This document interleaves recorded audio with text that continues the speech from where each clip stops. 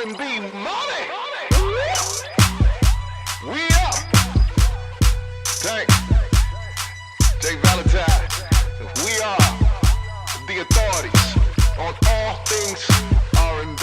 Ladies and gentlemen, my name is Tank. I'm jvalentine. And this is the R&B Money Podcast. Come on. The authority. Tell them what it is. On all things R&B. There is a man who has curated the airwaves and the TV waves and created a cultural movement that we have all prescribed to. We have all called this man many a times and said, please, please. Let me on your show. Let me on your platform. Please. Because he was cracking. Had shit popping. He knows real music, real artistry. He knows what that real thing is and what it's supposed to be like as an icon in a building. Mm-hmm. And he gonna dance to it too. He gonna dance. He gonna dance. He gonna enjoy himself. This is true. This is true. Tank's seen me at the show. He's seen me at the show. We all have. That brother enjoy himself. Hey, man, you know. Ladies and gentlemen, forgive me for taking so long on this intro, but this man is special to me. Since the beginning of my career, he has been an absolute driving force and an inspiration, a battery, a man to tell you and let you know you are on the right path. He is sitting 2 feet away from me, and his name is Mr. Stephen Hill. Y'all in the building. Wow. In the building. Wow. I would like to bottle that and put it on his aftershave every day. For Is sure. it Steven or Stephen? Like Curry? Steven. Okay, you Yeah, ain't changed your Steph shit? Curry really I'm about to wrecked say, it. I'm sure he fucked your name up when he PHEN came. was Steven for all my A life. long time. Until Curry came along. Until And all of a Curry. sudden, is it Stephen? Every Uber driver in the world. It's Stephen? It's the Beyonce thing. It's the Beyonce. Come on, man. I'll take it. I'm good with it. Stephen. Listen, everybody in R&B know what it is. Yeah, it's Stephen Hill. You're very kind. My mom in R&B knows. Brother, I remember, like it was yesterday, I remember there was a show called Spring Bling. Oh, gosh. Two words I have not said in my mouth in consecutive order for years. Don't worry about it. Let me tell you. Let me tell you about it. Tell them your experience. And I go to Spring Bling down in Daytona. In Daytona, and I got my guys with me, Moet, and I'm looking around, and I'm like, this must be heaven. I don't know if they've imported all these young ladies, or if they're just nestled here on the beach like this Daytona. all the time from Daytona. But I'm going to sing like my life depends on it. And I proceed to sing my songs, my one hit, Maybe I Deserve, and slowly it's kind of percolating. You know, I sing my tunes. So you sing slow jams. I sing on the beach because I have a purpose. Okay. I'm just, and an ability. You know what I'm trying to do. And an ability. I know what you're trying to do. You know what I'm trying to do. And you don't got no up tempos. I ain't got no up tempos. I don't have none. I got to leave with my strength. I got to leave. The first up tempo didn't work. I couldn't perform that one. I will not. Not at this Spring Bling. So I perform. We feel like it's a great performance. You know what I'm saying? We fingertipping, touching the ladies at the front. Like, all right, let's go back to our room. You know, rotating the holding areas. You know, artists in, artists out, that kind of thing. And we're walking on our way back to the room, and I hear running. I hear running, and we're like, what the fuck is that? It is Stephen Hill. Okay. Have you met him? I had not met Stephen Hill yet. All right. And I'm thinking to myself, okay, I guess this guy's got somewhere to be. he's gonna run past us and get to where he's going. He stops right in front of me. Says, "I'm Stephen Hill. I'm I run all this. You're incredible." And we're saying, like, I was like, "What?" He's like this. "You're incredible. Wow. Great job. Amazing job. We'll got a lot of stuff for you. Good job." Shook my hand and walked off. And that's Stephen Hill for me. Wow. Always been that since day one. So for me, Yeah. like this guy is like, extremely instrumental in giving me that type of confidence. Like Spring Bling, BET, at that time, that was like, you had to be there. I'm just glad I was right. I was like, like if you were flamed out, this story would be tucked It's a under nigga the down at covers. the bar right now. That's right. Man, you That's know right. Stephen Hill shook my hand, told me I was the next Luther, right? Nah. Look. I'm glad you was right too, because that 5 years I had off, I was like, "Fuck." Stephen was wrong. Stephen was wrong. No. I have been a fan of true talent, true singing talent and performing talent, because I believe people can have talents in other areas that just don't include the tones that come out of their mouths, right? Mm-hmm. But I really appreciate those who take time with their craft and really learn it and hone it and improve and are just naturally gifted. Yeah. So much so that I married one. So anyhow, keep going. Yeah. Yeah. I did the same thing. Yeah. You had the same look of surprise as I did when she said yes. So I did the same thing. Yeah. Where does this start? Like your love for this? Because like you were the president, right? And so there's a business, there's a politic, and all of that goes along with what you do, which makes it very tough for you to lead with the thing that is most important, which is your heart and your gut and your feeling. And I feel like you would forego business and forego politic to do what you felt, and nobody could tell you anything. Where does that start for you? So, I mean, I'm going to address that because that's a great point. The business and politic, I always hated. I hated it.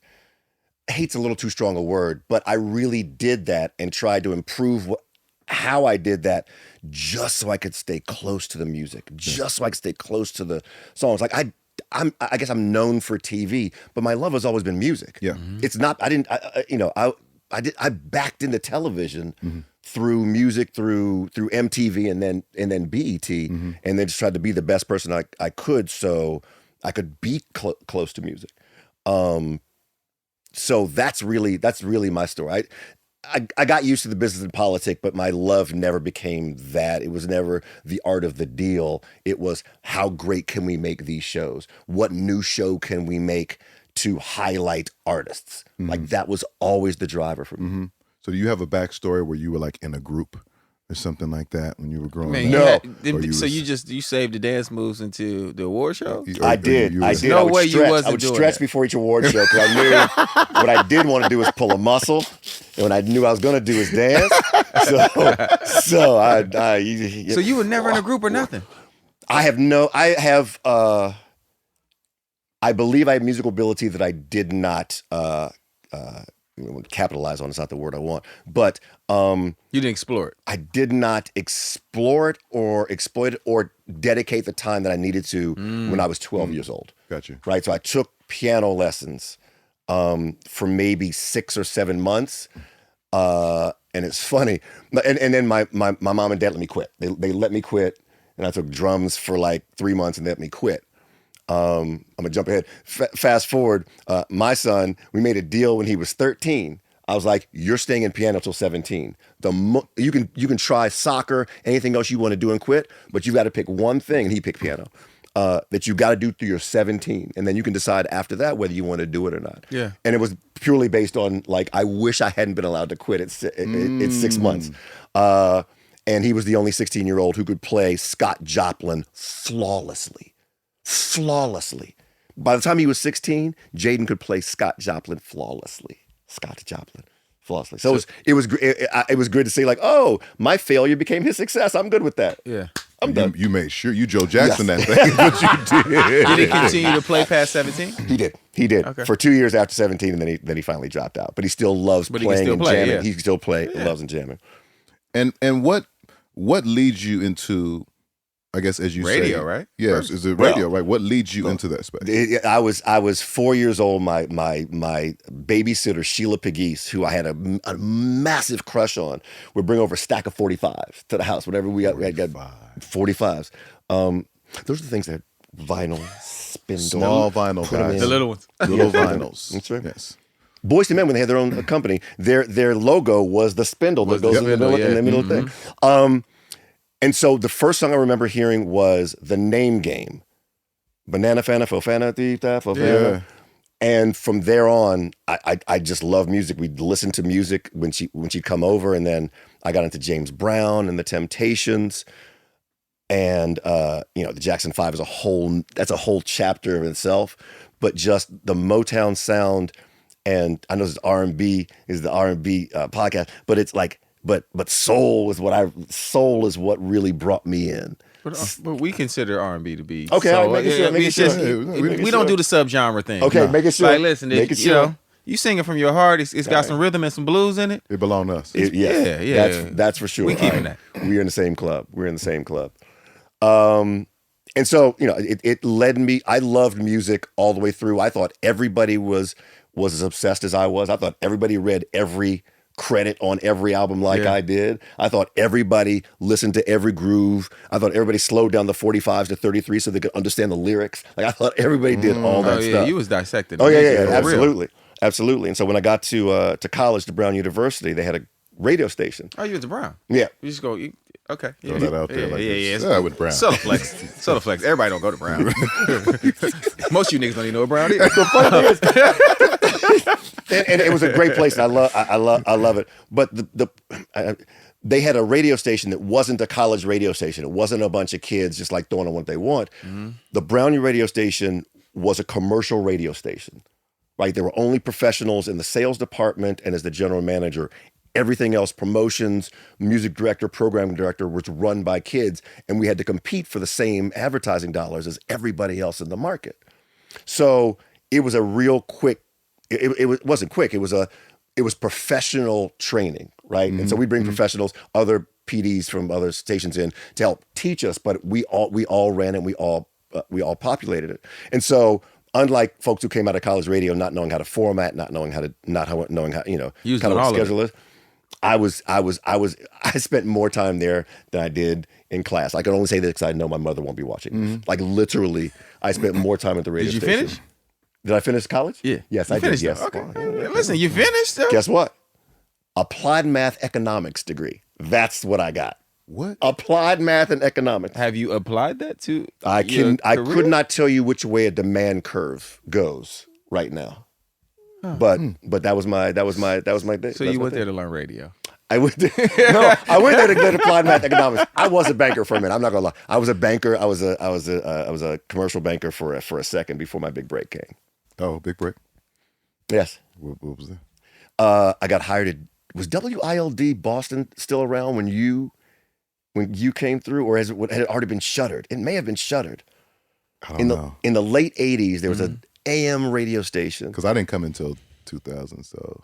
Oh yeah, it may have been. I was definitely gone from then. Yeah. Gone by then by about 7 or 8 years. It was an A&M radio station in Boston. If you know Boston is not the blackest city in the world. Mm-hmm. It's not. It's not. Mm-hmm. But WILD on AM was like it was the magnet for all black entertainment, black attraction, black folks. Like, everybody was listening to WILD, and I got a break there to do a weekend show. All right, we got time, so I'm gonna dive into this. Good. Absolutely. Sorry. So the story is, I went to Brown University, did WBRU. I graduated. I tried to get a job in the industry, couldn't find anything. I still have my rejection letter from Solar Records somewhere. Right? I was really trying to get in radio. I just wanted to be in the business and couldn't do it. I ended up going back to my old high school and teaching math. So I did apply the math. I used the math. All right, here we go. I applied the applied math there. And that was it. I was like, okay, I'm going to teach. I got to figure out what I'm going to do.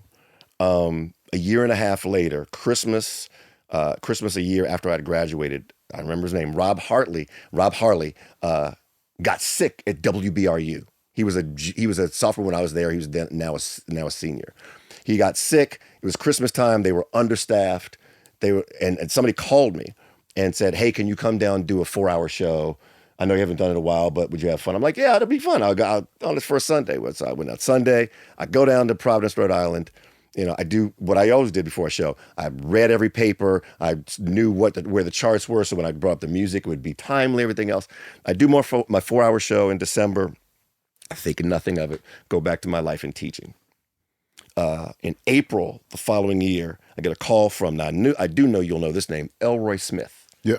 Elroy Smith, who was the program director of WILD at the time, before he went to Dallas and before he went to Chicago. Yeah. He's a very, very, very big, influential radio guy. But it was the start of his career as the program director there. He said, Stephen Hill? I'm like, yeah. Elroy Smith. What I didn't know is that when I was on the radio, those 4 hours, that one Sunday, when I hadn't been on for a year and a half, Elroy Smith was driving through Providence, Rhode Island. A route I found out later he'd only taken twice in the last 3 years, in the previous 3 years. He heard me on the radio. He called back the next day, but since I had been gone, the people who were there didn't know. They were like, Stephen Hill. Like, we don't have a Stephen Hill on Sundays. I don't know who you're talking about. But he didn't give up. He finally called somebody who called the station, and somebody who was a friend of mine happened to pick up the phone. And he called me. So my whole career revolves around one Sunday where if Robert Harley doesn't get sick, if I don't pick up the phone, because there were no cell phones then, right? If Elroy's not driving through at that point in time, if I don't pick up the phone when Elroy calls me, I'm not sitting here with you two. It's like a Star Trek episode. Yeah. Like when one thing changes the future. Yeah. That is the one day that changes the future. So I've always been so thankful to Elroy, and I've called myself the luckiest guy in the world so many times, and I still absolutely believe that. So Elroy calls you. Elroy called me. He said, "I like what I heard. I like what I heard, Stephen. And so, tell me more about yourself." The one thing that I pick up from it though is that you were prepared. Yes, absolutely prepared, and that's something that I believe has been skimmed over in so many things. When people talk, even if they tell their stories, they like the preparation. What I mean, and you have been preparing yourself really since you were a kid. Yeah. Like you said, you had so much information about what you eventually would get into. Yeah. And didn't know that at the time. I had no idea. And thought everybody else was doing the exact same thing. And thought everybody else was as passionate as I was. Yeah. And that's why they're not Stephen Hill. No, but that is literally what, in my opinion, separates. It's what separates people that just do it and people who do it at the highest levels is that they've put in a lot of time. We had a conversation off camera with some other stuff that, people that don't, maybe they didn't do as much work. Right. You know what I mean? Or aren't doing as much work. But when you say that, that's something that's really important that I think that our audience needs to hear. The fact that you were like, okay, yeah, I'll do it. But before I do it, I'm going to go do my homework. I'm going to research whatever I'm about to talk about for these next 4 hours. And that was always the case. I never wanted to say, here's the record. Like there had to be some piece of information. If I could tie it to a current event, I would. Like it was embedded in me early. Like I've got to be interesting. Like I have to be interesting. I can't just and here's the next record, and here we go. Yeah. You were about the fun facts. You still got your radio voice too, bro. Oh, yeah. So it's you funny. Still got your radio voice, I was telling my wife when I came here, like I was nervous, and then overall, I've never been on a mic like this and not had headphones on. Like this is the first time I've been in front of a mic like You want this. some headphones? No, I'm good. I'm good. I We work don't know who myself we through gonna it. get when he get your headphones on. I just know once you put headphones on, you'll be looking like the brother from Something About Mary. No. And I know I'll be doing that. And then they went to the thing. Yeah, get to him, Steve. Get what's him the up? voice. The fun thing in college, okay, during the week, the morning show was like rock. It was like alternative rock. It was like U2, Psychedelic Furs, those folks at that point in time. And the weekend was the black stuff. And so during the week, I did the morning show as well for the rock station. For the rock stuff, like, hey, it's Stephen Hill. No, my name is Goss Rock. Hey, it's Goss Rock right here on 95.5 WRU. And so that was the energy. And on Sunday, it was like, you were tuned into the 360-degree black experience and sound, and like that. So that was it was You was what is two the different Joker? I was people. like Two-Face. Yeah, you was That's cooking. But it was fun. It was just so much fun. And to your point, look, I'm the luckiest guy because like my calling and passion met. Like my passion and my calling met. Yeah. And then my desire and work ethic, which I credit to my mother and my father. Like it was a lot of, I was not afraid to do hard work, always loved preparation, like loved to prepare things. So I just got lucky. How long were you there at the station? I was at WILD until for 5 years, 88 to 93. Is that 5? Yes, 5. 88 to 93, and then I worked, I don't talk about this much, but I worked as the first executive producer at the Tom Joyner Morning Show. No. Absolutely. They started in January of 94, and they needed someone who could be the liaison between Tom's wild self and all these very nervous program directors. There were 12 at first at the radio stations that were taking him syndicated. Now, those are Tom Joyner is a very famous, you used to call him Flyjock, because he used to do a morning show in Dallas and then fly to Chicago to do the afternoon show in Chicago. Same day. Yeah, no, he was. Same day. Morning show in Dallas. I know it was a police escort, but he'd get to the airport and then literally do the afternoon show in Chicago.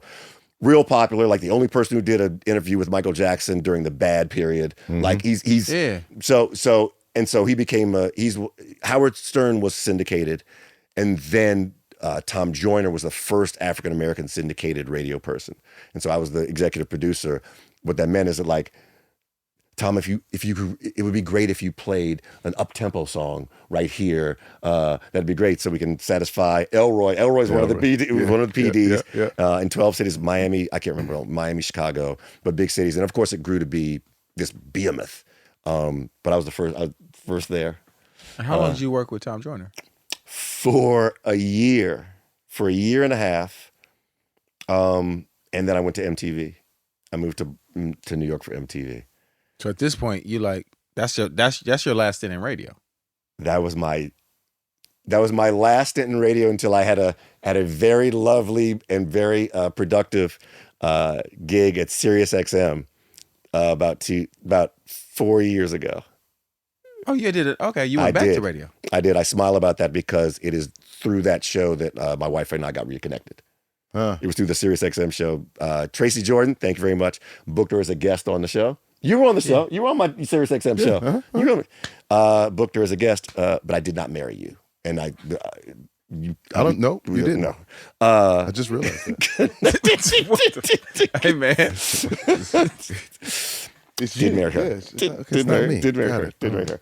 So that was my last long-term stint in radio until I had a radio show. But I've always loved being on the air, loved the immediacy of it, loved being involved in the conversation, taking listener calls, like really feeling a community. There's nothing like that. Yeah. What did you, if I can ask you a question about your Tom Joyner time, what do you feel like that time taught you? Because Tom Joyner is just fucking Tom Joyner. He's him. And I've always just been in awe of Tom Joyner. I've always just been impressed, and I've always answered the call. And they say, "Hey, Tom Joyner says, okay, I'm on my way." He don't even like he hates cruises, but he'll do the Tom Joyner cruise. There it is. No, seriously. There it is. No, everybody else that has called me, so we got bags of money from here to Mexico. If Tank can come do, I'm like, he's not gonna do the cruise unless it's Tom Joyner. Unless Tom Joyner call, he's not gonna do this cruise. I did 6 shows in a little room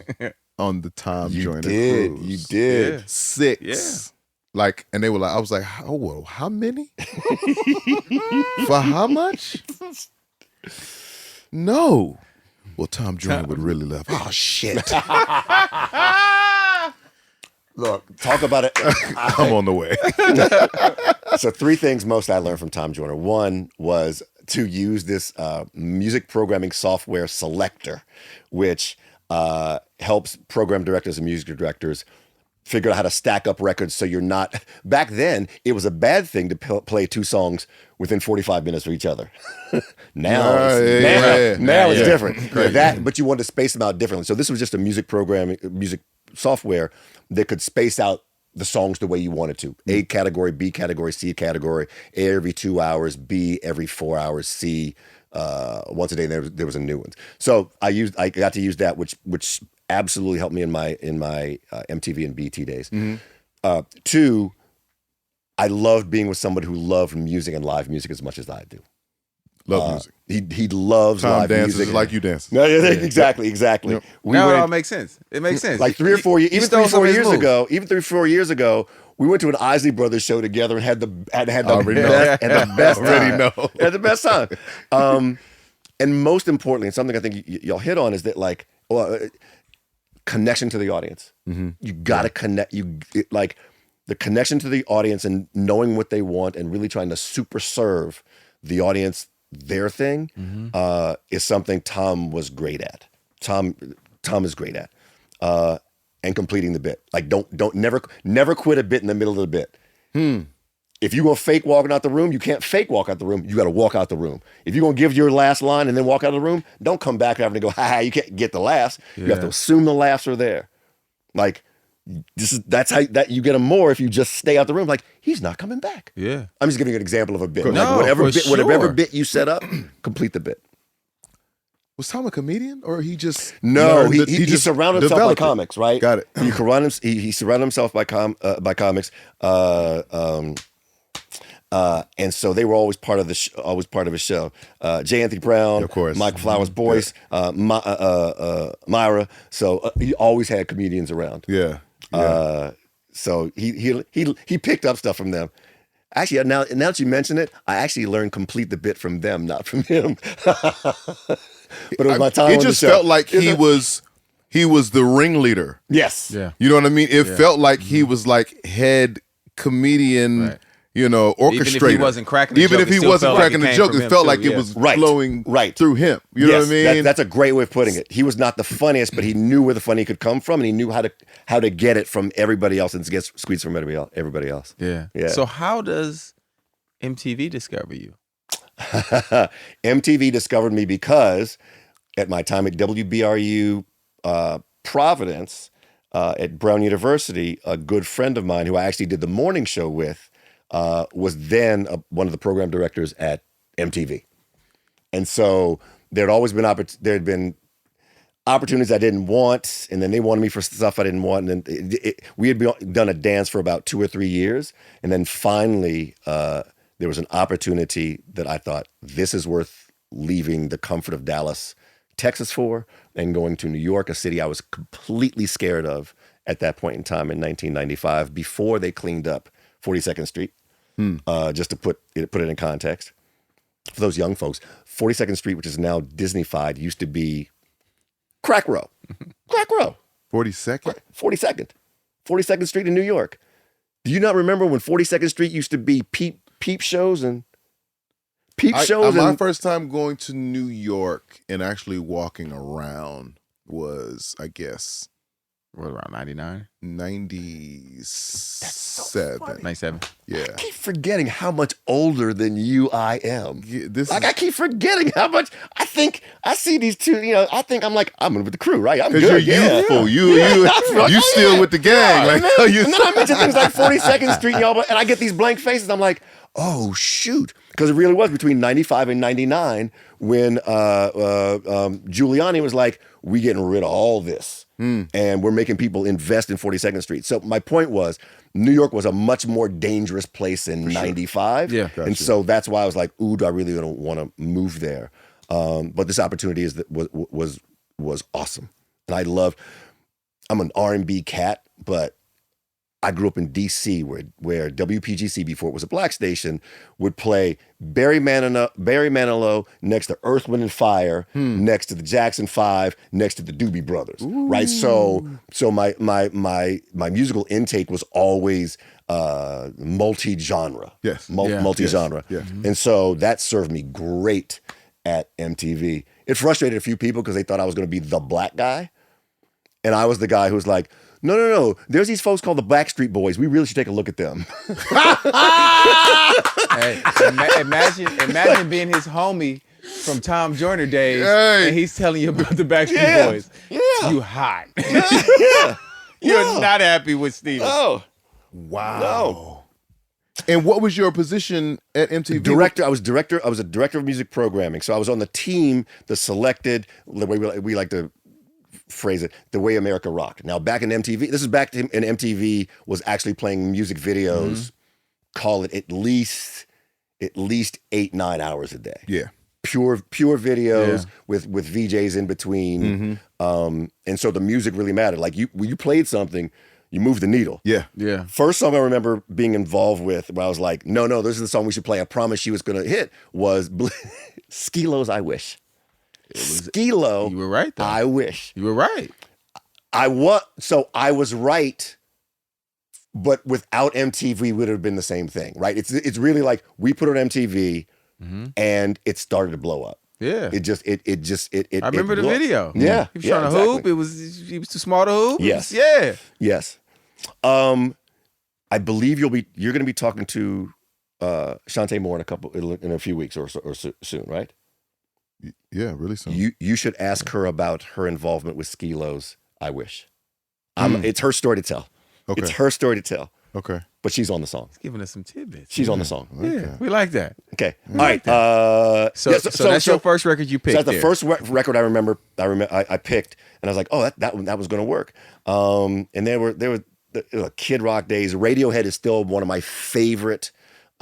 Is my favorite rock group to this moment, because I remember when they came out. This was after Creep, when the Bends first came out, is when I started, and I was just blown away by their musicianship, the risks they were willing to take, and Tom York's vocals are just he's one of my favorite soul singers. Yeah.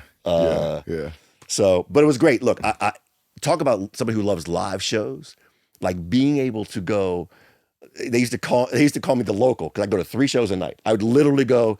Like there'd be a showcase that a label was having early, and then there'd be a Mercury Lounge would have somebody around 8 o'clock, and there'd be and I catch the final of some show at Madison Square Garden or something. It was like Dave Matthews Band, Everclear. It was Jay-Z had started around. It was starting around. You were really locked in. Oh my God. And that is once again sitting in a meeting and them talking about trying to get certain playlisters and different people in a room. Yes. You should not have to try to get music people in a music room. It's crazy. If you really love the music business, you should know what's coming, what's here. Well, you know what I mean? You should be involved more so than it's like, yeah, we think maybe such and such might come by this showcase. No. If you signed up for this thing, you should be at that showcase. Yes. Yeah. At whatever level you're at in the business. And I try not to make it a generational thing, because so many people want to talk about that. But I just know there was a passion, and I will say an ability, right? So live music has taken it on the chin. Technology has made live music take it on the chin a little bit, or a lot of bit, over, I think, certainly in the last 30 years. So there's a whole generation who doesn't understand what it's like to go to a club and hear things out of tune because it's live. Like just for a moment, it's not because you're bad. It's because it's real live, and the passion the passion and the note might not have met in that moment, but it's still a live experience. Right. And so I think there's an entire generation who does not have that experience. Of course. Which makes me always glad that I grew up when I did, because I got to see a Jackson 5, Prince, James Brown, all live. Wow. And there's very few people who do it like that now, and it's not their fault. It's because what they had access to when they grew up, taking music out of school, so they didn't know how to pick up a guitar in 3rd grade. Like, there's a whole bunch of societal and technological things that made it so their experience had to be different. I also believe that the requirement also, or the people requiring a certain thing, kind of changed, because we started gearing or moving away from music people actually being in charge of music. Like, the preparation of a Jackson 5, you know what I mean? The preparation of a James Brown, that's a costly, yes, it is, preparation. If you want to be that. And when the business started overtaking the art, the business found ways to cut those corners. Debt service over dopeness. And, debt service over dopeness. And in their mind, yield the same or a better result on the books. Yes. But from a career standpoint, and in the idea of creating icons, it took a hit. Yeah, because they're just swapping people out. It's just like, oh, okay, who has a hot record right now that we can tag along to? We know what's in the pipeline. Oh, it's about 150,000 in there because they got, some traction, and the analytics says that this record can go here if we just throw a little bit of money into it. A little bit extra. But they're not saying, oh, let's also throw in some artist development. Let's also get them with a great choreographer and a vocal coach so they can stop hitting that bad note that they continue to hit. They continue to. That bothers us all. They're very consistent on they're that consistent note. with the bad note. Yeah, right. But that is where where you need music people. You need music people. You need music people. You need music people. Come on, Say it. come on, No, come on. Again, I'm gonna sound like the old guy, but there was the Mo Austins back in the day. Like you got 3 albums before you got dropped. 3 albums to find yourself. Right. You got multiple opportunities before they were like, we've given it a shot. It's not going to work. Good luck. Yeah. And that timeline is just condensed. If your second single doesn't work, and let's not understate how much the disruptor from Tech made all this happen, right? Once you broke up the album, disrespectful. Once you allowed, you defined the album cut and the hot single are exactly the same price at 99 cents, and you only have to buy one. It changed everything. I think it killed the movie, right? It killed the story. Yes. Like there are albums where, okay, maybe there's not a hit single, but the story from song 1 to 13 is absolutely incredible. The first, so y'all probably know this, but Prince in 1988 put out Love Sexy, and he refused to have any CDs printed that had any tracks on it. You could only put it on and listen from start to finish. There was no track 1, track 2, right? And so I remember there being a big fight about that. He's like, no, that's the way. That's how this is to be consumed. So I wonder, from a business standpoint, how is that? Well, another time. It's another time because it's another time. Yeah, you can't get it off now, unless you just have a long play of a song that just goes. Yeah, but is it? But from a publishing and standpoint, now you're selling a $10 song. Well, right? with Prince, publishing was all the same. It was all the same. It's all the same. But top to bottom is crazy. Top to bottom is crazy. But it really has taken away. There's some artists who still make the entire artistic statement, and I love when that happens. There's nothing I love more than like sitting on a car ride and listening to an album front to back. Yeah. And there's few of them in the last 20 years that make me want to do that. Right. For me also, it's an age thing. I always want to asterisk. I'm older. But I think it's also the way the business has been set up. The business has been set up thanks to Steve Jobs. I still listen the same way though. For me, if I'm buying an album, if you put out an album, yes, I'm not going to jump to the song that got a star on it on the playlist. Right. I'm literally going to go from your intro to the end, and then I'll decide what I liked from that standpoint, and maybe I'll go back and forth to songs that I like. But I am searching for that album that I literally can do that with, and and for me personally, I've found albums that I can't do that with. Did you listen front to back? Yes, all the way through. Leon Thomas, front to back for sure.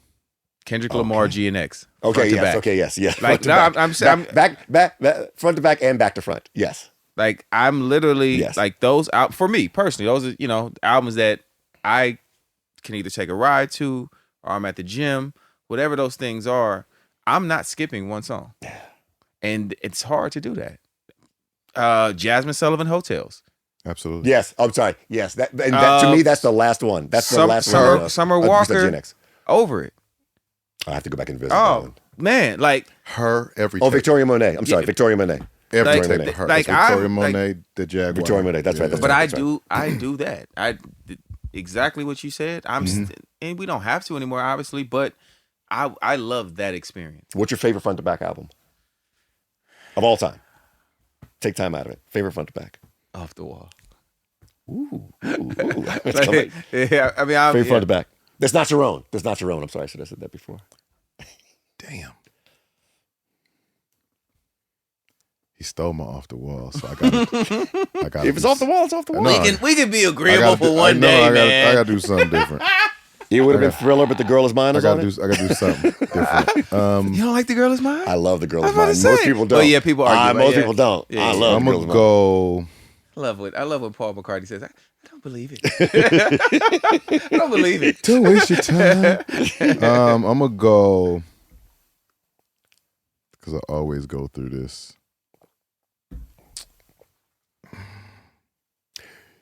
Side note: as a radio guy, I love that we're taking time to go through this. But as a radio guy, I'm like, this is dead air. It's dead air. We gotta fill this. We gotta fill this. We gotta fill this.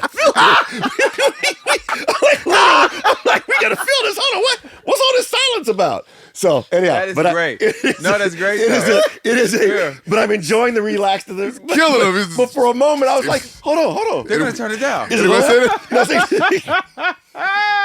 I'm gonna say I'm gonna go on Impact. Ooh, okay. Okay. Impact. Let me make sure I say this right. I'm gonna go on Impact. One of the most impactful albums for me. I'm gonna go two.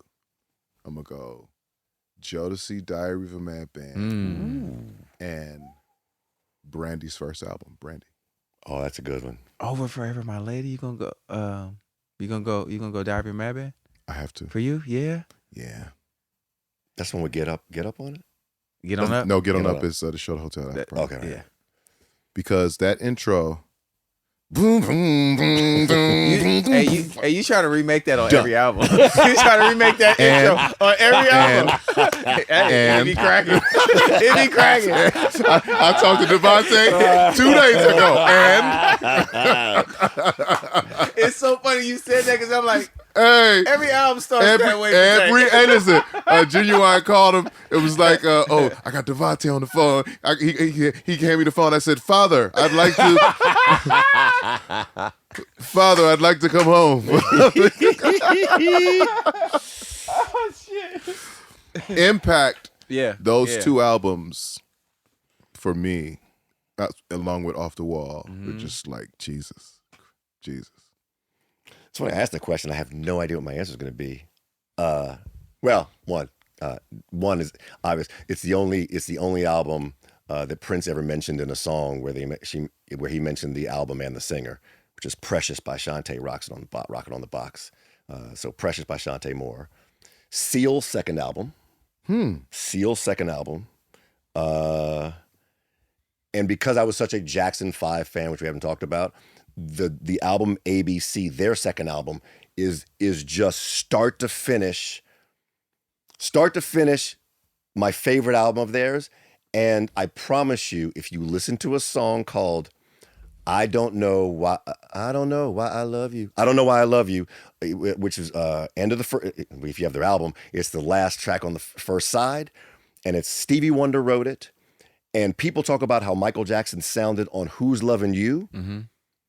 The vocal that this 12-year-old puts on the Stevie Wonder remake is unbelievable. I promise you, just look up the album ABC by the Jackson 5, I Don't Know Why I Love You, and listen to a 12-year-old. And remind yourself, I'm going to ask you. It's a 12-year-old. I'm going to ask you. What's that? Because we have this back and forth at times. What's that? Is Michael Jackson the greatest kid singer of all time? Think of don't rush it though. Don't rush it. I'm trying not to rush. No, don't rush it. Don't rush it. Okay, no, and don't give me. Okay, kid, give me what age? Give me an age range. Anything for kid. under 18. No, that's not a kid. It's a kid. That's got to No, be. kid, It's got to you be anything like under 13. Anything under 12. That's a kid. Okay. So Frankie Lyman's in the conversation. Michael Jackson's in the conversation. Tevin Campbell's in the conversation. Stevie Wonder. There's Stevie Wonder. Yeah, come on. I have. Well, now I have to say it because y'all said it. But yes, He's a baby Yes. when he's singing that. yes, that's true. But okay, I'm So glad you those said four. that. So listen to Stevie Wonder singing Young, and then Michael Jackson singing Love Young. I gotta go with Mike at Young. When it gets older, it gets closer. No, but Mike changes his voice as he gets older. well, just so Steve, yeah, I get it. Yeah. But as a kid, Tevin Campbell. Tomorrow. that's what I'm saying. Tevin, Frankie, Michael. Is there a young woman in that conversation? The closest I would think would be Brandy. She was 16. She was 15. She was 15. Yeah, She was saying she sang them at 15. Yeah. 14, 15. Is there a young JoJo was pretty crazy at 13. JoJo was JoJo crazy. was crazy. JoJo's a good one. JoJo was crazy. I am taking Michael Jackson because no one forget technical ability, but no one had the soul. I'm telling you, listen to this one song, and you will have to keep reminding yourself that a 12-year-old sang it. I like the way you articulated that because me and Jay go back and forth with this a lot. And I think, as you broke it down, I think technically Tevin was the best. But when you add that soul element to it, Yeah. I believed Michael with every... It's like when they say, "Oh, that kid has an old soul." Yeah. Yes. Michael Absolutely. Jackson had an Michael- old soul from the beginning. Absolutely. He Absolutely. did not sound like a kid. No. He had a high voice, but it's like, yo, that's like a little grown man. That's a He had the a little phrasing person. and That's a little person. For real. like he's in a movie with Marlon Wayans, isn't he?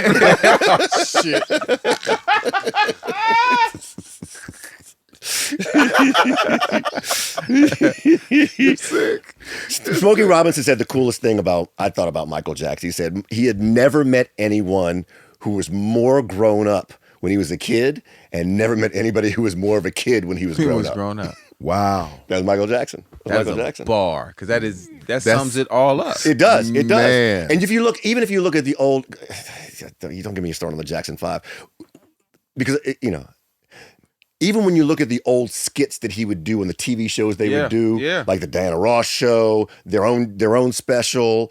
I'm trying to think of Hell's a Poppin'. Like Mike was like he was otherworldly. And I was a kid. I'm maybe 2 years younger, a year and a half younger than he would have been. So I didn't realize how special that was until I got older. Yeah.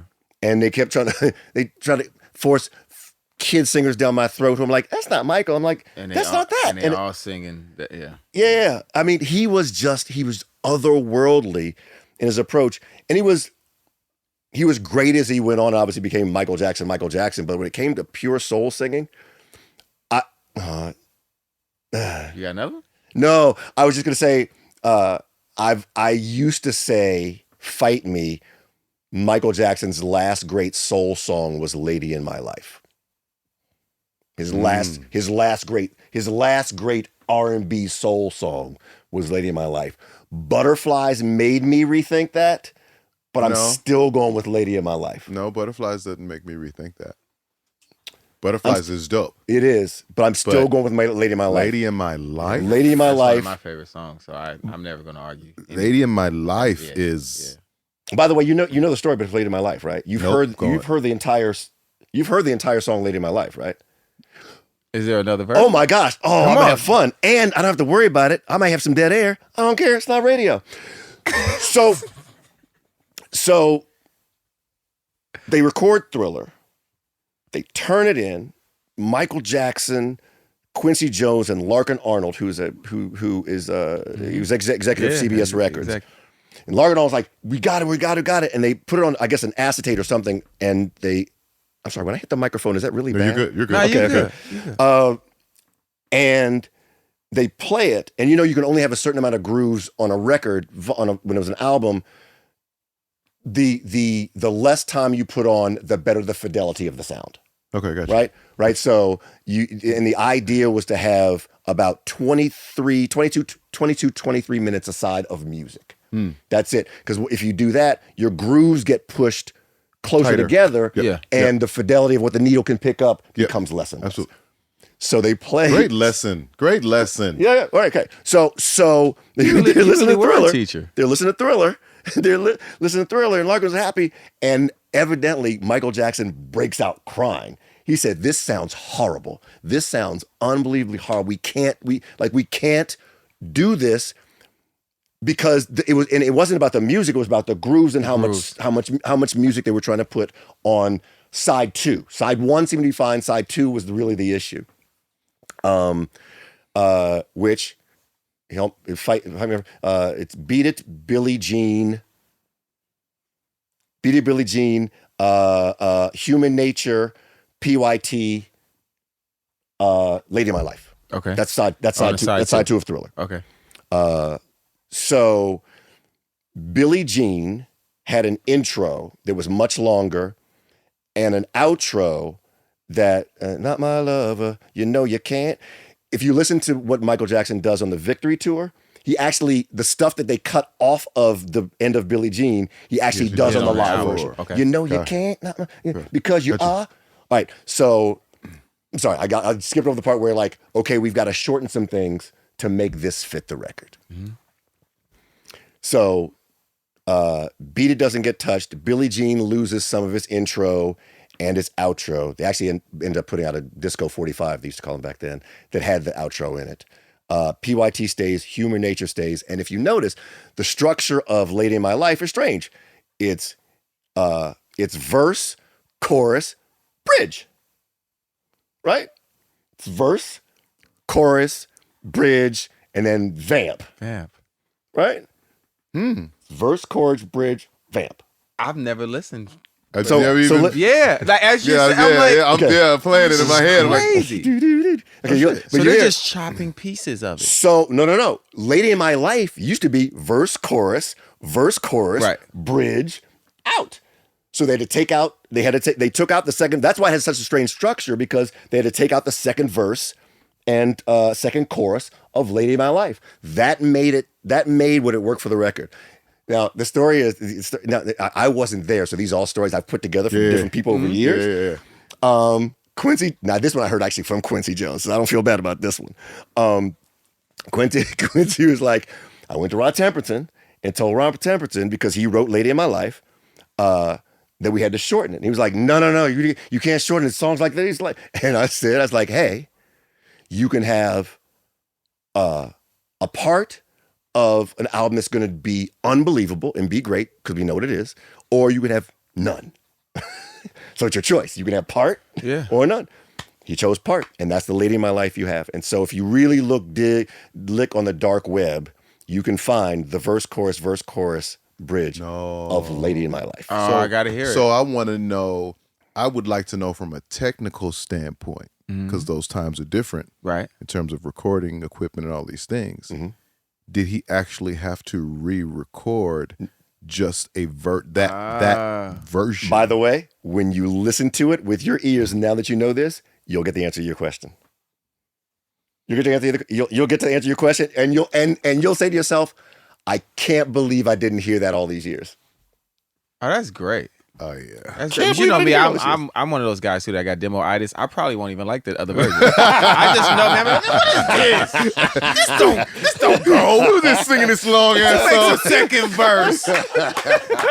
Who does second verses? You know shit who I'm I talking was about.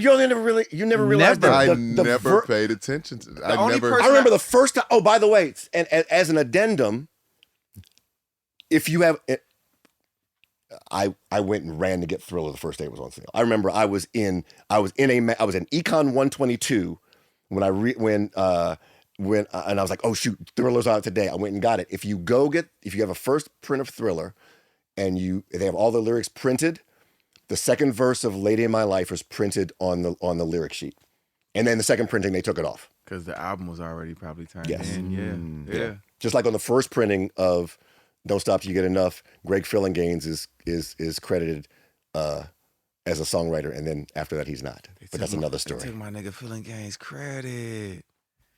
You know, Greg okay, I mean it's his story to tell. It's his story to tell. But you know, Fillinganes did the bridge for that. Dun, dun, dun, dun, Yes. dun, Yes. dun, dun. So the bridge is kind of an important part of the song. Damn right it's For sure. important. I would think so For too. sure. I don't know the story, but listen, first when he- pressing, when he comes we were on here, we were we'll actually get it. in we were. We'll get the story. My wife, she can't say. My wife and I, we were overseas and going to record stores as we do, and I pulled out the "Don't Stop Till You Get Enough" with Fillinganes title on it. I was like, but it was an astronomical amount of money. Yeah. And No, my wife convinced me get the record. I Get the would record. have took that print to court. Man, what? Your honors. Oh no, it was. Don't You worry. can- Greg's our guy. We're gonna have him on here. yeah. We're gonna have him tell a story. Yes, have him tell the story. Wow. And I texted as soon as when I got it, I sent him a That's picture amazing. like it still exists somewhere. Ah, that is amazing. Yes. All right. Take me from MTV to BET. Oh, No, before you go to BET though, I have a question. Yeah. Did you hire Tyrese for MTV? hire him. No, I did not. What did he do? I forget what he did with him. He was a He's a VJ. VJ. He was. That's why I asked. That's Yeah. No, I think he may have gotten there after you left? Okay. I left. I feel like he was post 99. I left in 99 in April of 99. Okay, wait. Yes, MTV is lovely. Right? And I won't go into it, but I think this thing is funny. I can always pin when I left MTV because it was the week that the Nas "Hate Me Now" video came out. oh, And notorious video. I was at MTV.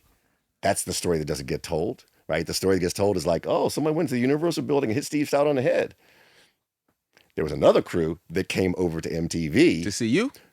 to see all of us, we'll say. To see all To see all of us. To see all of us. Okay. Because the video got played on MTV. Right. I won't use any proper nouns. But I don't know if it ever got explained. So we have a standards and practices that has that you can't say these words in there. You can't show this much in the video. So videos would come in to MTV.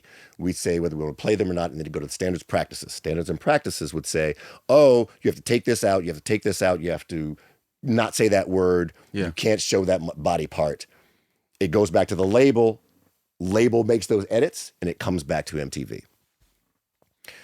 Hate Me Now video comes in, goes to standards and practices. They make their edits, but an artist being on the cross was not a standards and practices edit. It was not. It was a requested edit from one of the artists on that. Mm-hmm. And so The artist didn't want To be didn't want to be on the yeah. cross. Yeah, Did not want to be on the cross.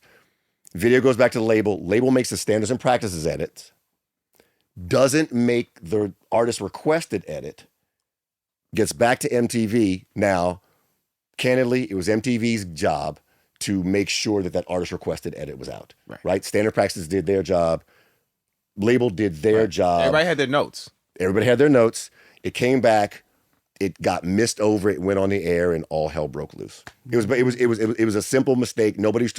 As I understand it, nobody was trying to pull over anything. There was, yes, the label should have pulled it out because their artist requested it, but it was really on us before it got on the air to make sure that got done. So I've never told that story. I don't think I've ever told that story. But that was the week I left MTV. That's how we got to that. People can't. I'm out of here. No, and security ain't good enough. No, I will say this, and again, there was. This feels like a black operation. I might as well go hang out with the black people. No. To that point, the person who was the head of running music at that time was there's a couple of white folks and I remember feeling like, you're lucky I'm here this week because I'm here to protect you and have a conversation in a language that you really can't have. You won't be able to have next week. No, that's not true because my man was there. He would have had the conversation. But you got a senior level person having this conversation. So they were, And then no bad boy stuff got played for, I don't know, like 4 or 5 months after that. That was you can't, because they came into the MTV building, like in MTV building, like they came into the Universal building. No passes. They just. And the label executive came through with the 4 big dudes. I remember saying, I needed them to facilitate my movement. I'm sorry. That's what the 4 big dudes were doing. That's what the 4 big dudes would do. The label executive literally said, I said, why? I was like, when I took him to my office, like, why'd you come through like this? It's not going to bode well for you. Like, I'm leaving. Like, you ain't got me to, like, I needed them to facilitate my movement. If you see this, you know who you are. It's a great way to put that. He did. I ain't saying no names in the middle of the podcast. I like first. I'm rolling with that. So now you're at BET. Now you're at BET. Now I'm at BET. That's a great way to go out the door. It was an interesting way to go out the door. It was an interesting. Yes. So I went to BET as a VP of music programming. Again, that was the time when BET played.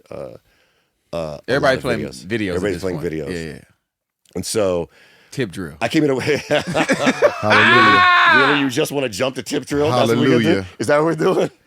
We can always jump to tip drill. So here's what I need to. Here's the thing to know. Here's the thing to know about BET Uncut. And we'll jump around. Hallelujah again. BET Uncut. So again, because we appreciate artists and what they do and always want artists, whether it's an award show, whether it's in videos, want to have artists be able to present themselves the way they'd like to present themselves. Mm-hmm.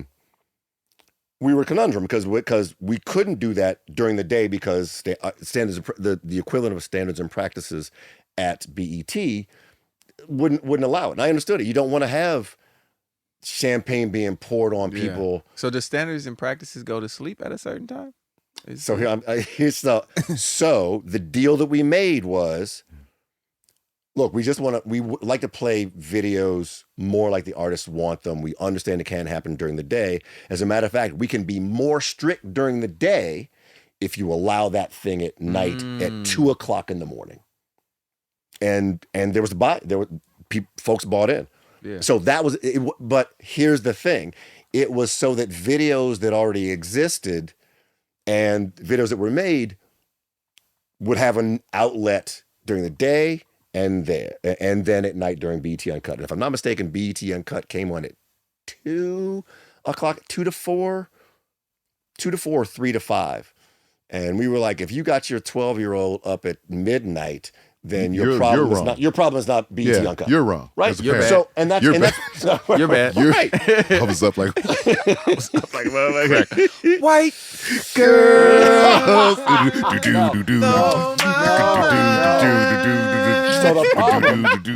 And tip drill is the poster child for this. Absolutely. Is that people started making videos for Uncut. Yes. Right? Yeah. And so I'll take the blame for not seeing that coming.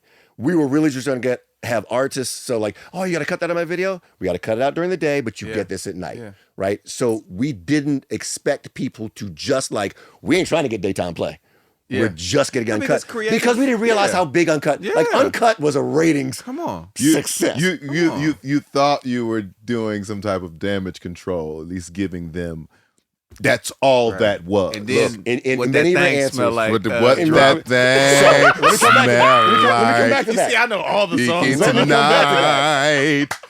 Okay, a common theme throughout thing is like wanting artists to present themselves the way they want to, the way they desire, and all this stuff. Yeah. So, so here's what I knew: uncut was a problem. I knew uncut was a problem when Patti LaBelle comes on 106 in Park because she had something out. She was starting a tour or something. She comes on, and she was asked, "So what are you watching now? Like, what are things you watch on TV?" Just random questions. She's like, "I really like on BET Uncut," and we were like, and I forget the follow up. The follow was like just trying to check her, like she wasn't saying just to be funny. She said, "Oh no, what's that video? What the thing smell like?" We go like, oh, go to commercial. Go to commercial. Yeah. Come on, Patty. Yes. Oh, Patty was cooking pies at night like this. Turn that up. I like that one. So it was great. Two of the best things that happened is the BET Uncut happened and BET Uncut ended. It was because things were getting out of hand. People were protesting in front of my boss's house. Really? Oh yeah. Oh yeah. It was. I mean, just videos overall were being blamed as being the scourge of America. Right? Videos were the reason that America was going down the tubes. Yeah. It was, see, Dolores Tucker that trajectory never really ended. Mm-hmm. And then, the videos with, again, Champagne on Women and everything else didn't really help it. So there were church groups that would protest outside my boss's house. And so are you in DC at this time? Were you? No, I started in DC in '99, and then I thought it would take a few years to get the thing moved to New York, but thanks to Bob Johnson, Deborah Lee, Curtis Gadsden, we got 106 in Park started in fall of 2000. So it was only a year. Nice. So my house in DC just stayed empty for, I don't know. And that's another story. Mm-hmm. But yeah, so that was a real challenge for a problem. Challenge for a while was videos and their content and how we were being blamed. Oh, one of the most boss moves I ever saw was Bob Johnson called me and said, "I need the head of every label on the phone at 3:00 in the morning." I remember it was 3:00 p.m. I don't remember what day of the week it was, but I need every label head. But I'm like, we don't know what they're doing. They might have means like every label head on the phone.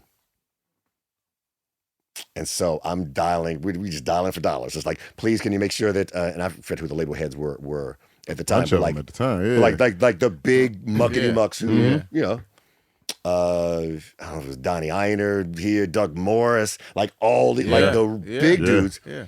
And they were there at 3:00 p.m. And Bob was like, "We're taking all of this flack for things that you are producing.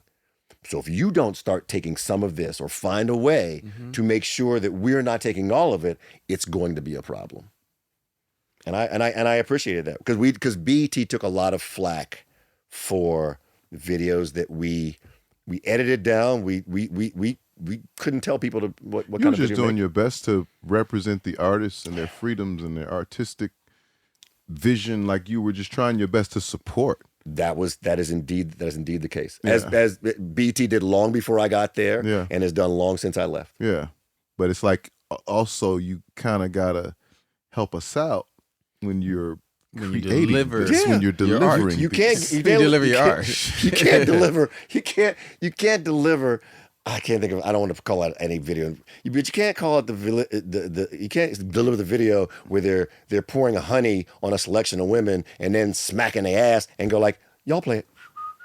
Right. Yeah. So, yeah. Well, I mean, it's shit. If you go on YouTube, it's a free for all now. Now everything is. But at no one's expense. Right. At your own expense at that point. And that's the thing. I just wonder also, are those same people picketing in front of the YouTube offices? They gave up the fight. They gave up the fight. Did they give up the fight, or was it that they were holding BET to a different standard because it was like, BET. it's my cousin.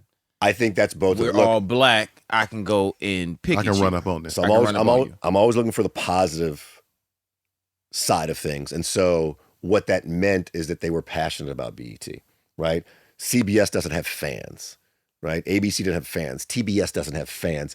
BET had fans. Absolutely. BET had folks who were always cheering for us and wanted to hold us accountable. The holding accountable didn't really bother me. It was the level to which they went and invaded people's private lives. Gotcha. That was a real challenge behind that. But I always appreciated that folks cheered for us. Folks want us to win. Bob Johnson talks about the day that they rang the bell at the stock exchange, and the people who were working in the service jobs who were black were like crying because they hadn't seen something like that happen before. And they were really proud of that moment. And they worked at the stock exchange and see people come by ringing the bells for years. But to see a black man do it for a media company was really special. BET is just an unbelievably special place, jumping off ground entity. Just awesome. Let's talk 106 in Park, man. Come on, man. Let's talk the talk, man. What about it? I mean, what? It's What so about much it? shit. Legendary I show. mean, Legendary show. 106 in Park, the landmark Yes. where everybody wanted to land.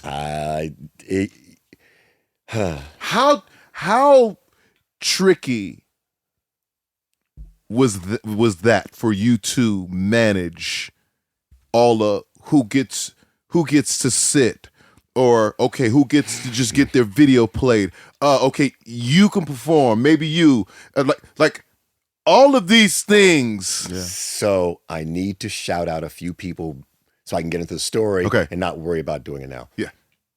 Penny McDonald, who was simply my right hand for so many years and instrumental in so many of these things that you're going to ask about, was Penny McDonald, Rick Grimes, Lee Harris, Melanie Massey, Melanie Massey, in talent, Kelly G in music, and as I think of more people, I will shout them out. Stephanie Hodges in sub, because she was always insubordinate. I'd say, "Hey, can you do this?" She's like, "Yeah, I'll do it," and then not do it, and then it would be better than the thing I asked for. So just Stephanie Hodges was a great inventive producer as well. Now, okay, I just want to make sure that people, because 106 in Park was completely a gang of folks who really believed in the mission when other folks would, and I rarely say these, you got me saying a lot, who really believed that we would never, ever come close to TRL. And that was that was undoubtedly the driver for the first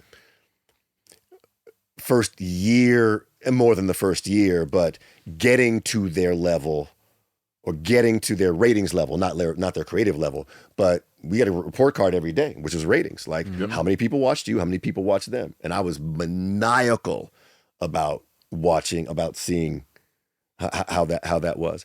But it was just a labor of love. So 106 in Park, in a lot of ways, was built around my first Jackson 5 concert, July 17th, 1971. Golly. Right, so the Commodore's open. Fine. Commodores are open. They have no single. Like Machine Gun's not out yet. And while they're on, the audience is screaming, "We want the Jackson 5. We want the Jackson 5." While they're performing. Because they don't know who the Commodores are. They don't realize Lionel Richie's going to go on to be one of the greatest. Like they don't know what they're seeing in the moment. Neither did I. So you was saying we want the Jackson. And they go off stage and the lights come on. And the lights went down before the Jackson 5 came on, and there was a sound that when I talk about it, I can still hear in my ear. There was a scream, there was a wail, there was audio, an audible anticipation of that thing that was coming up next. And so 106 in Park, I always wanted to get that sound. Like that sound of teenagers, young black teenagers losing their mind. Like for that thing that's about to come out next is what 106 in Park was built for and to do. And we got, and again, lucky, it came along the same time that Bow Wow came out. Right. And so Mr. 106. Mr. 106 in Park. Now, from the beginning to the end. And so we had, there's a bunch of people we had on and great talent, but Bow Wow was the first act that got that sound. That sound Absolutely. that I'd heard 29 years before was had when Bow Wow came out, and then B2K, and then Chris Brown, and then Trey Songz, and a whole bunch of like I got to hear that sound. You're not gonna talk about Genuine in the ambulance? We ain't got to that point. Because you named a lot of things. You got don't talk Genuine in the ambulance. Genuine's wasn't anticipation. Genuine wasn't like, ladies and gentlemen, Genuine, and then you scream. It was like Bow Wow, and Right. Oh, and it was B2K was so crazy. I know it was crazy. B2K was so crazy that we would try not to let them know when we would actually try to tape that show so it wasn't live, so people wouldn't come up, because they were live. And once, and this was the first year we were there, they came up to 106 in Park. And I won't go into details because 106 in Park, in case you don't know, was named after the intersection where the studio, actually was. 106 in Park in New York. They came up, and these girls came up and surrounded the building. And I mean Beatles like coming into JFK. Like, I'm not exaggerating. And I'll just cap it off and they were like, and the police came out, and these girls were like, we want to get in, we got to get in. You're not getting in. And I saw a 14-year-old girl get thrown into the back of the police cruiser. Now, I know things have changed, but she deserved to be in the back of the police cruiser. Like, she deserved that. She earned it. She earned the back of that cruiser. I'm going to see Omarion with her behavior. Now, we made sure that she got out and it was right. But I was like, we got to give her a minute. Like, we got to give her. Put her in the cooling tank. That was the activity. That was the energy that was around B2. And it's just the best thing. We talked about the business, a political side of the business, which I don't want to spend that much time on, to tell you the truth. But I will say, days of bad meetings or board presentations or something I freaking loved. At 6 o'clock, I'd go to the studio. I could go to the studio and just see a live show, make the connection with the audience. Like, they were the livest audience. There was hardly ever, like, they really, like, I didn't realize the thirst that there was for that type of entertainment. I didn't really realize, like, TRL was their default because there was nothing else like 106 in Park live. Like, there was a lot of stuff. BT had great music shows before and Video Soul, but it wasn't live. It wasn't with an audience. It wasn't, you couldn't see your culture with you. And so, again, we got lucky in 106 in Park.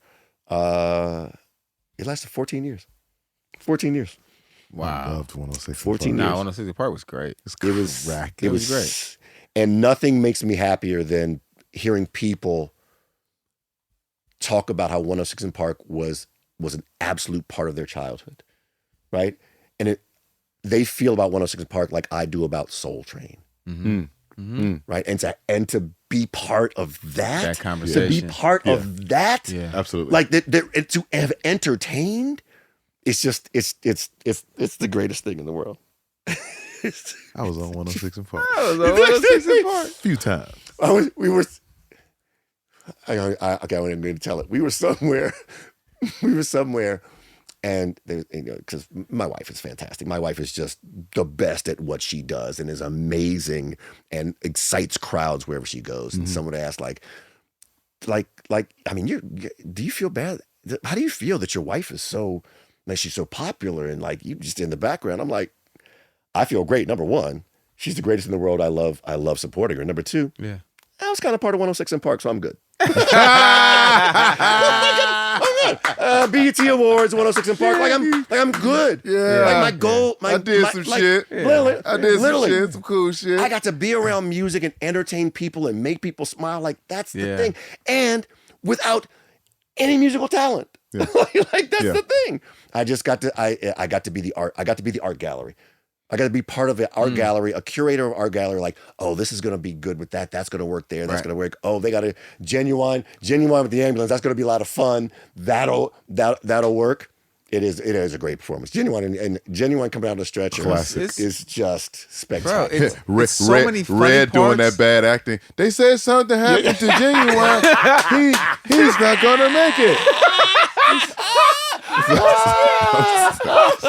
He's not gonna make it. Yeah. That's a great segue that you said though. BET Awards. BET Awards. Yes, sir. Yeah. Because there was another amazing thing that you were a part of curating. I want to say this before you say what you're gonna say. You know, I want to say this, and I don't want to ruffle any feathers. Go ahead, ruffle the feathers, man. I don't want to do any feather You had it there. I know where you're going. ruffling. I just, you know what? Let me frame it like this. Let me say it like this. By the way, feathers in a cap. When there's a cap, means you did something really good. I learned that after the Kendrick Lamar.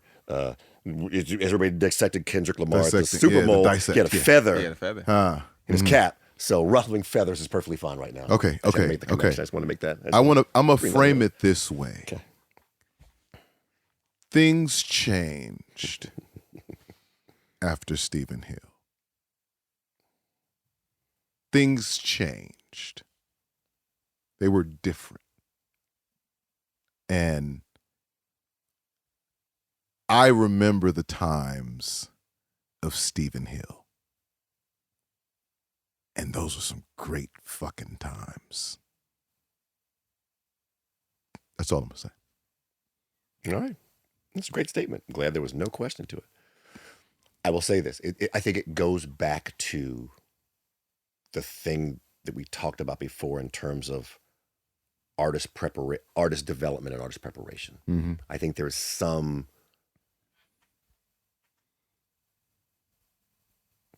the artists of now perform differently and need different things on stage than the artists earlier. Mm-hmm. Right. And so I think that may be some of the thing you're noticing. Yeah.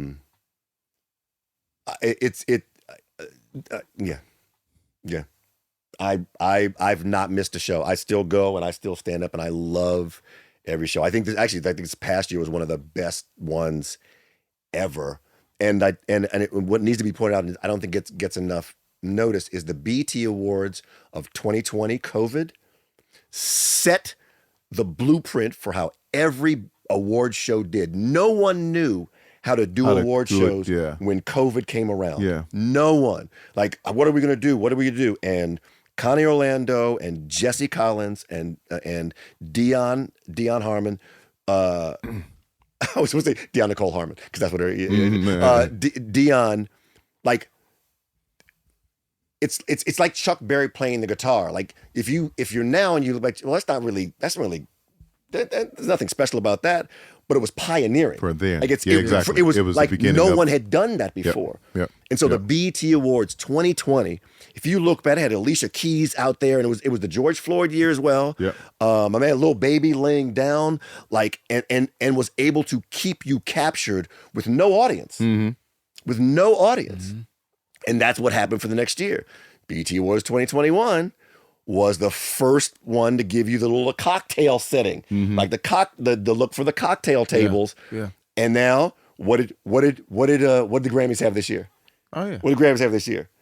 Cocktail, the little cocktails tables around. Mm-hmm. So I always want to shout because I don't think I get enough credit for being kind of the Chuck Berry coming out of COVID when no one knew what to do. I don't know if and speaking of just times changing and maybe the artists, the people, in terms of how they view things, it just feels like the reverence of a thing is just different now. Like I remember like when the BET Awards was coming up, like it was a frenzy for all. You know what I mean? There wasn't going to be anybody missing at the BET Awards. There wasn't going to be anybody like the BET. Nah, I'm good on that one. I'm going to just, wasn't no really sitting at home. Like the top of the top were at the BET Awards in my time, in my days. Yes. Also in your time. And I don't think it's not a coincidence. It's not a coincidence. I forget what I'm trying to say, but you'll understand when I say it. BET was also involved daily in how much you got exposure. Right. Right. Yeah, no longer play music. Those things are connected. Got you. Right? Got you.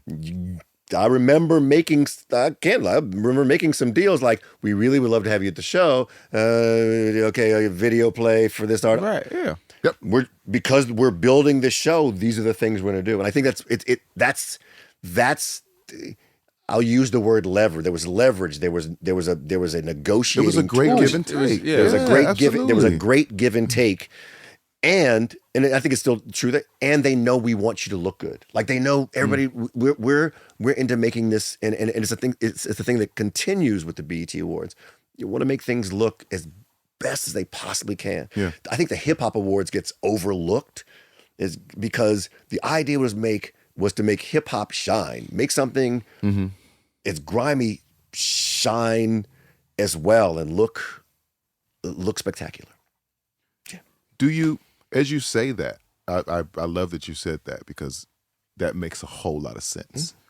Do you feel like, as we have our YouTube and our Instagram and all these things that now fuel our content, do you feel like we are still missing that one thing, that one show, that one that 106 in Park, that kind of that shaped the childhoods, that shaped the careers, that shaped and brought everybody together in this one place? So I miss it, but once again, I must remind you, I'm older. I respect that there's a generation whose discovery of music is very different than what I or we did, right? We enjoyed having curated music. We enjoyed listening to the radio and hearing what the new thing was. We enjoyed watching Soul Train and seeing what the new dance is. We enjoyed watching 106 in Park and then going to school and sharing that thing. I think the DSPs, Spotify, Apple Music, Tidal, all the rest of them, and YouTube made it so folks don't want to be curated to. They want to be able to make the discovery themselves and go, hey, this is what I discovered. Do you like it too? And then things got shared, right? I think the internet and that approach is a way that this generation enjoys it, where we loved having that central core thing. We loved being able to talk about that performance. I think award shows still do that. I love the chatter that existed around the Super Bowl halftime show this year. I loved all of the conversation around it. Got a shout out once again, produced by Jesse and Dion. Jesse and Dion. Because I still like things that unite folks. And the thing about that, it unites them, and then people can go over and have their own opinions, and everybody's got their own TikTok video. But in terms of discovery of music and new music, folks like it's hard. Terrestrial radio is still around, but it's much more of a, I want to discover it. I'm going to go through things myself. But don't you think we deserve alternatives, right? Because we still have Jimmy Kimmel. Yes. We still have Fallon, but we have nothing for the Black community or for urban music. And we, you got to roll the dice to see who's going to get on one of those shows. Right. So, but before we've had our place. So I completely understand and respect what you're saying. I just think that if those shows can still exist, Why can't ours? Why can't a Arsenio Hall still exist? Why can't a 106 in Park still exist? Or a Soul Train? Or yes, which the times are changing. So yes, the newer versions of them, right? It's coming along. But Johnny Carson, Jimmy Fallon now. It's just that, you know what I mean? It's this, and it's those the same shows thing. haven't changed much. Yeah, but Yeah. they're not music based, right? There's a music performance on it. I think that, and I But think that's what I'm saying. Like I'm saying something. What's the that, adjustment Like we don't have for anything us? where in the space, honestly, that an urban artist, a new R&B artist, a new A new hip hop actor, artist, a new a new- actor. yeah. So I'm going to argue for Questlove because that show has had a few artists that I was surprised, and I know he's kind of pushing buttons behind trying to get that done. What I is don't. that? What is that? Oh, I'm sorry. That's Fallon show, Jimmy Fallon, Tonight Show. The roots, because the roots of the Yeah. of the band. No, Yeah. I get it, Right. but it's not our show. That's And true. it's not his show. I think and as soon as because I was about to say, what show are you talking about? Yeah, I was Oh, about no, to And say. then sorry, yeah, when you sorry. said Yeah, it was Roots, sorry. no, and I Roots. realized that they're the band for Right. his show. That's the difference between having 106 in Park, Yes. or having Arsenio Hall. Big difference. You know what I mean? I think as soon as someone finds that there's money to be made in having a new Arsenio Hall will come back. I just don't think, and especially in this climate right now, I don't see someone turning a Tonight-like show. And let's be good. It's really on the Tonight Show and Saturday Night Live, right? Those feel like the only places. And if you ask record folks, SNL moves the needle every once in a while. If Right. it's a great performance, one of those other shows will move the needle, but it's Right. much more for additional exposure. I think as soon as someone believes that that Arsenio Hall or the new Arsenio Hall or I'm trying to think of the dude's name is going to be better than Colbert, then Colbert will be out. But until then, it's not going to happen. It's going back to the money. It's the same thing that knocked the music people out of music. You're going to keep the money. You got to follow the money. Got to follow the money. We got to figure that out, Steven. I look forward to it. I look forward to being part of it. I look Because forward to we being just part have of to it. continue to create platforms where we can give exposure to our talent. Yes. Because now you got to be the 1% of the 1% To get to get this on one, yeah. any You do. of their platforms. Absolutely. So we have to continue to create our own. Yep. You know what I mean? And that's a big reason why we wanted you here too, just for your knowledge of it, and for to give the insight to young creators that are out there, and for us, for us to think of new things that we want to do. I mean, we talked about other stuff, before we start filming, but we have to continue to create it. I think that's right. And creators, it sounds corny, but like, be true to yourself. There's gonna be no better you than you. You may get influenced by someone else, but like, just keep doing it. Look, there's no platform where you can curate like that, but my goodness, there's so many artists who've made it big and never been on one of those platforms, or never had a platform move for them, and can sell out. I mean, like right now, I'm thinking of a Sabrina Claudio, right, who's never really had a huge hit record, but like has a rabid fan base who will come out, and she's curated it through the internet in ways that I don't understand how to use TikTok to make a record move. I don't. It's it's a new thing that, it's like my grandmother trying to use the remote, right? Like it's a different era. But I do love that people can use YouTube and like keep putting things on YouTube, keep putting things up on TikTok, keep trying to get it out there.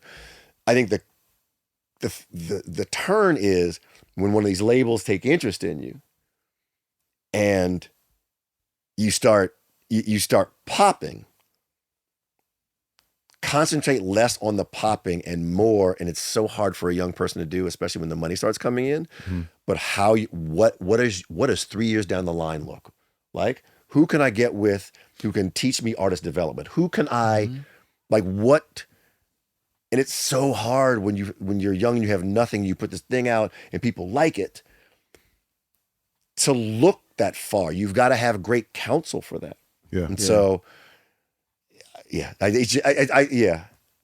try to get frustrated, but I see these TikTok artists who come along and they may have something really catchy, and then I'm like, okay, well, let me go watch them perform live. And I'm like, and they're not even working on it. They just realize they're there. They realize that they walk back and forth and say the lyrics, they can get the check and go home. Mm-hmm. And they believe that's going to keep them going. Right. Until they don't get booked anymore. Don't get booked. I mean, and live music is doing better than it ever has before, right? And I think there's a false sense of security in the longevity when, TikTok rapper can go out and get there and get a check for a while and not look at the future. I said this once before. You do have the eye of the tiger or eye of the TikTok. Just shit. Right? Eye of the tiger means you're going to get ready for 3 years from now. You're preparing yourself. You're getting your crew together. Yeah. You're getting your development together. Eye of the TikTok is like, I'm going to ride this until my label drops me, whatever it is. People were losing their mind when TikTok was down for however many hours. However that was going on, Absolutely. You have to, I think, even if it's available, like you have to want it. It comes down to, I mean, a lot of times we argue that things aren't there, things aren't required. There's no demand for a certain level of professionalism to some point. But it also boils down to what you as an individual want out of a thing, right? And that's going to determine how much you put into it. Yeah. Like, absolutely. For me, I was praying the money came along with it. I was praying a house and a Lamborghini came along with it. But at the end of the day, I wanted to be better than everybody. I wanted to be so good that a fan couldn't do it for me. That a person who actually does what I'm doing would be like, nigga, you crazy. Right. Or hear me out. Mm-hmm. At some random event in Daytona, come run up to you and shake your hand. There it is. There it is. I wanted to be great. And I didn't have a blueprint. We didn't have YouTube where I could go look up what Michael Jackson was doing to prepare, or to look up what Babyface was doing in his studio you just heard it when it came out. Yeah. You just heard Teddy Riley, you know what I'm saying, and Blackstreet when it dropped. You just heard it. And in my mind, you just heard Timbaland when it dropped with Ali and Jimmy. I was like, I don't know how long it's going to take, but I got to figure out how the fuck to do that. I got to figure out how my shit sounds like that. I got to figure out how I'm going to look like that. I got to figure. And I just bumped my head until I got it right. It's got to be. You've got to want it. You've got to want it. You got to really willing to sacrifice things. The short version is I went from teacher to being I kept my weekend show at WILD, but I went on to be a banker. Bank of Boston doesn't exist anymore. Got sucked up by Bank of America, and I was on the yuppie training program. I don't know if y'all remember the term yuppie, young urban professional. They call them yuppies, right? So like there was a direct line between where I was and where the money was going to be, for sure. The training program here, get on a couple of accounts, blah blah blah blah. Elroy Smith left WILD, so the program director job was open, and I went for that. Like I was trying to find out how Timbaland made a beat, right? To your point. Yeah. I went after that, and there's not a lot of security in radio. There's not security in radio. Like you can be in for a year and then they'll get rid of you, right? There's no real contract. It's at will. And there are people in radio who've been in 15 different cities in 20 years. For real. Right. Yep. I never wanted that for my life, but I wanted to be involved with music and entertainment for sure. And I always tell the story. My mother, who I love dearly, called my best friend, Kevin Michael Griffith, and said, can you talk this boy out of going to radio and leaving all that money that you see in the future in the back? And he was like, nope. Nope.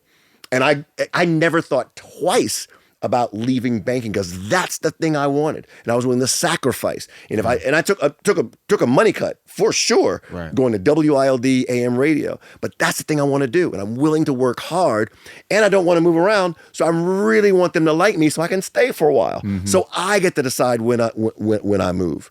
And again, I'm the luckiest guy in the world. I was able to do that and work with just great people throughout my career. Everybody. Yeah, shit. Yeah. Look, dude, The alternative was being a bored yuppie. Yes, a bored yuppie who would have been done radio on the weekend for the rest of his life, and done that stuff during the week just to get to that on the weekend. You chase your passion, but the opportunity came up. So we're glad you made this choice, man, because you've given us so much cool stuff over the years to really celebrate and to be proud of. Yeah. You know what I mean? Like, I appreciate you brought that. us the New Edition movie. Come on. You know, it's connected to me. My sister worked with you on it. You know what I'm saying? Tanya did it with you. Like that. Right. I just remember just coming to, and the artist that I'm managing at the time is. That's right. It's Gerald Busby. You know what I mean? Like. Gerald Busby. Yeah, so, you know. It was. But that meant so much to our culture. Yes. That meant so much to so many people. It broke people. And you found a way in, too. You found a way onto the series, too. Oh my gosh, I loved doing the New Edition story. Again, WILD Boston. I was in Boston. New Edition. Look, I'll go back to WBRU. On a Sunday, Maurice Starr brought Candy Girl down to WBRU. This is going to be big. So got involved with them then. Go to WILD. And that was right around Any Heartbreak. So they come. They were not strangers to the station. They'd come by the station and do their morning show. Yeah. We had their whole. I remember this is when Elroy was still there, but I was a part timer. We presented their show at the Boston Garden as a big deal. So, and we've obviously stayed in touch throughout the years. So being able to bring that, knowing the story, bringing it to the screen. I always like to say this: there's two groups that have put forward, I'm going to get my English right, who have put forward 5 acts that have been number 1 on the chart. There's only 2. Beatles and New Edition. Beatles had Beatles, John, Paul, George, Ringo. And New Edition had New Edition, Johnny, Bobby, Ralph, and BBD. Wait, Ringo had some hits? Ringo had hits? Ringo, oh yeah, Ringo had They gonna probably kick my ass in no, comments about Ringo, that. But I just heard it the other day. Just a drummer. He was drumming. He was no. When they broke up, Ringo had. Oh, it's killing me that I can't remember the Ringo song. I thought it was only now. Paul and John. Nope. George, John, got some hits too. Huh? George got some hits by himself. George had the one he stole. My sweet Lord. He got the one he stole. Yeah, I'm just gonna go say it's New Edition, man. That's so funny. Yeah, I'm just gonna say New Edition. Ringo song that's gonna kill me. The culture. For the culture. I'm gonna say nobody ever did it. The New Edition. But so being able to do that putting that in that New Edition before I became I did mostly music and specials and all that stuff, and then end of 2014 I did all of programming at BET, and so that had New Edition story been kicking around for a minute. The first call I made was to Jesse, like, we're doing the New Edition story. Like that's the I don't know anything else. I haven't gone to seen the rest of the slate. Yeah. But I know this has been kicking around for like a couple of years and no one's committed to it. I'm committing to this like right now. Like right now. Because I understood what it could be. And people would ask, because BT was geared to women, like women change the channel, women, the whole women change the channel demographics. You want 1834 or 35 to 54 women. And so, this is a story about 5 different dudes. And I remember getting asked like, well, where's the female entry point on this? And I got nervous for a minute, like, you're right, there's no real women in there. That question is the reason why there was so much of the mothers in there. But it occurred to me later, like, New Edition's the female entry point. Yeah. Have you ever been to a show?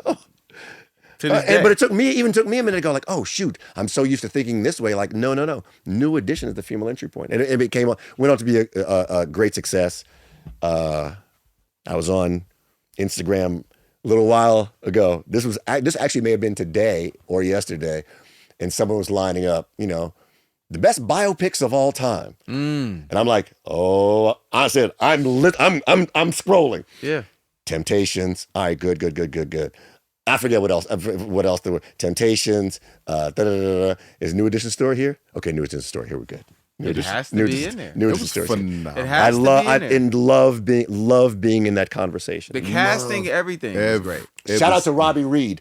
Shout out to Robbie. Shout out to Robbie Reed. I literally said to Robbie Reed, this is the one. Like, you have to, like, this has to be spectacular. It can't just be good. This has to be spectacular. I know how tough it is to book, especially young boys, for talent. Yeah. Like, it's really, it is horrifically tough. And I remember I said that to her, and she nailed went it. crazy. I mean, just it was just, you could see went crazy. each of the members in those characters. So I gotta shout out Robbie Reed. I remember those conversations, and I ran up to her after I saw her for the first time, and it was like, you just nailed this. Actually, it was during shooting, but listen, that was, I loved every minute of it. yeah. I love being part of that. Like, I love the little kids. I love the big kids. Yeah. Like I was always like the battery. Like, hey, nail this. Trust me. Yeah. He used to be hyping all of them. Nail it. I love it. Dude, trust me. This is a moment. If y'all do this right, and I watched all them kids band together. Yes. Yeah. It wasn't. They was a real group. It wasn't They just were a on real group. set. They were a real group. It was some real life. And if you type remember shit. the BT Awards after that, New Edition got honored. And again, shout out to Connie and Jesse and Dion. They had the youngins. Absolutely. They had the youngins, adults, and reels. Yeah. The youngs, the reels, and the adults, I think is what we called them. Yeah. And there was that 3-level Incredible. white. Oh, Incredible. that was spectacular. Incredible. Yeah, That I was killed that, man. spectacular. I wear that as a badge of honor. You should. You should wear that as a badge of honor. Like, shout you out wore to that Chris Robinson, Yeah. Yeah, shout out to Chris Robinson. my guy, Yeah, like you wore that toupee. who changed my Like casting you wore direction. That toupee. Like you wore that toupee, Yeah, player. because Tank was That supposed wasn't to be a- a first of all, whole what- another character. Wasn't a toupee. It was a character-defining hairpiece. It was. Ah! It was mostly my hair, and Here we go. and an added array. So you had a lace front. Array. No, it wasn't lace. It was out. Listen, I don't know how you did it. It was just an added top. Yeah. It was, Decoration. Just a small floral arrangement. I had a little Tyler Perry on it. Yeah, I mean, They didn't put the braids on me, so I'm If thankful they for put the that. braids on you. Wow. All right, test me out. Do C. Dude, did you got right there? Thank you very much. That's my parlor trick right there. Little sharp, but you there. That's my parlor trick right there. You were That's there. my parlor trick. That's my parlor How trick long right did there. you plan that before you came on this show? Huh? I said, how long did you plan that before you came on this show? I'm going to sing. I'm going. No. I'm not gonna sing. with this Well, perfect pitch. well, I did see Cedric sing a Hey, little bit. Yeah. Yes, Hey, Cedric listen. Entertainer sang a little bit. Cedric got his off. And I did threaten to bust a rhyme while I was here. I did threaten to rap while I was here, as my wife backs out of the room that you can't see. you threaten, are you What threatening you wanna us with a do? good time? What you What wanna you do? doing? Y'all go ahead. No, I don't. I can't. I got to be able to go home. Because you know MC Hurricane is right here with you. You know what I'm See, saying? Hurricane? I'm always willing to Yeah, you have a much. Your I'm here rap to name hate. is much better than I'm mine. here to Mine hate is on both of y'all. mine is MC Chili MC LL Cold Cut Chili Cheese Whiz. get out of there. Yeah. Okay, what we doing? Right here is where we get out the cold cut section.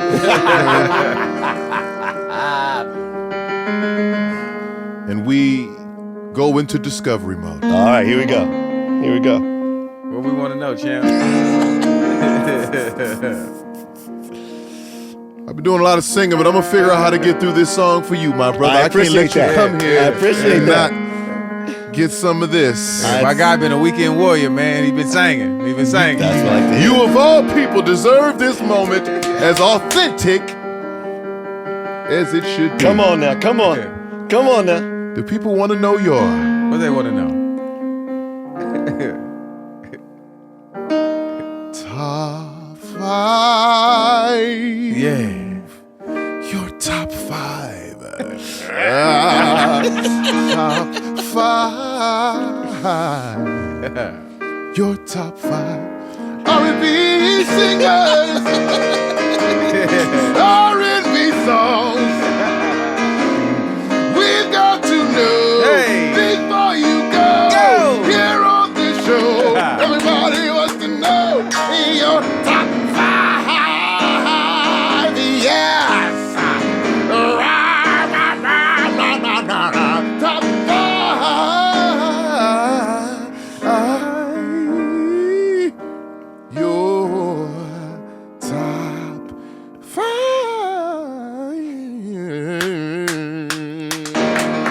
Yeah.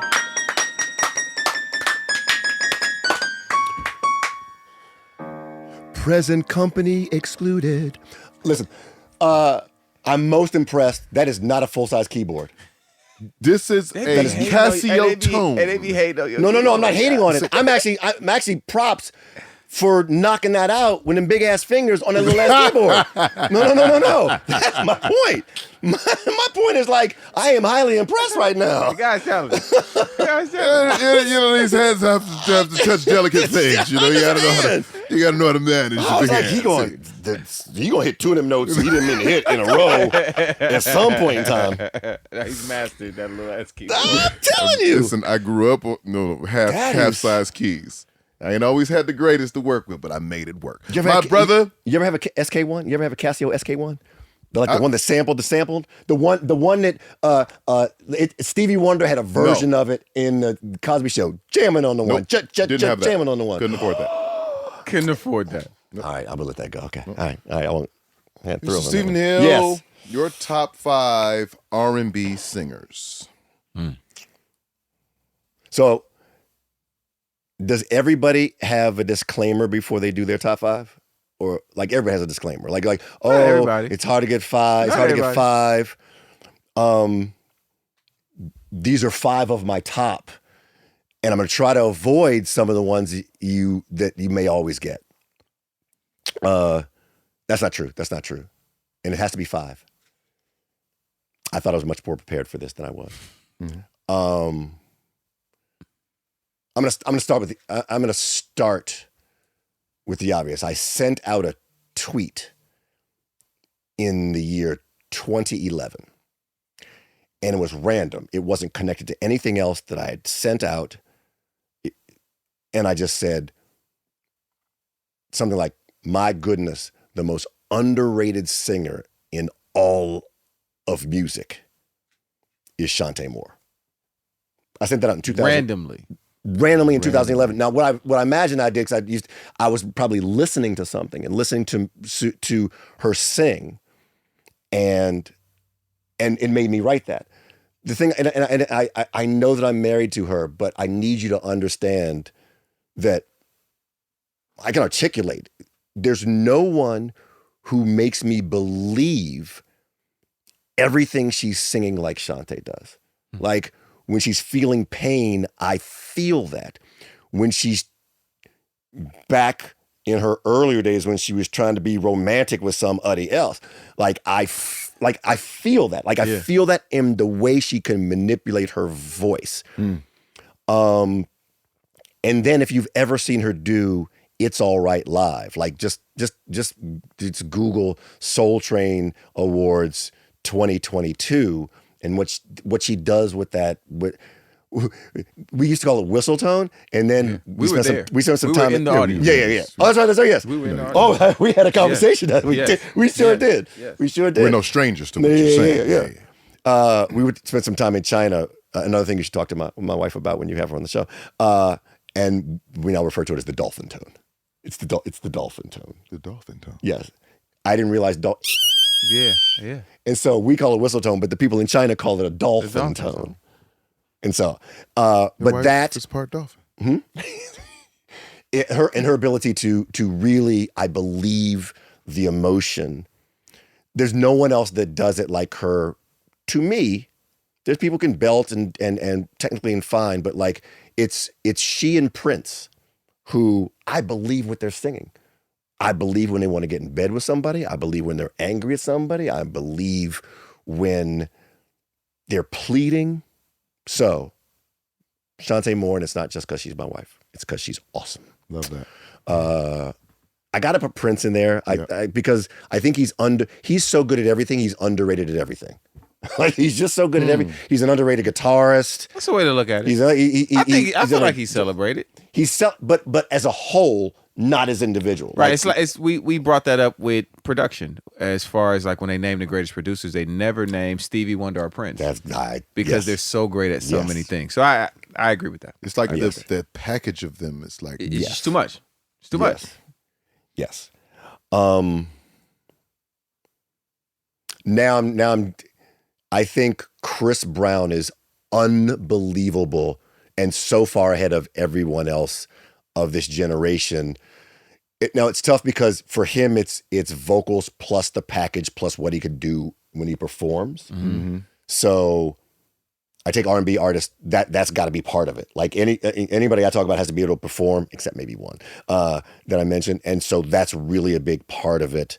And I love that. So I think I put Chris in there. As you should. I'm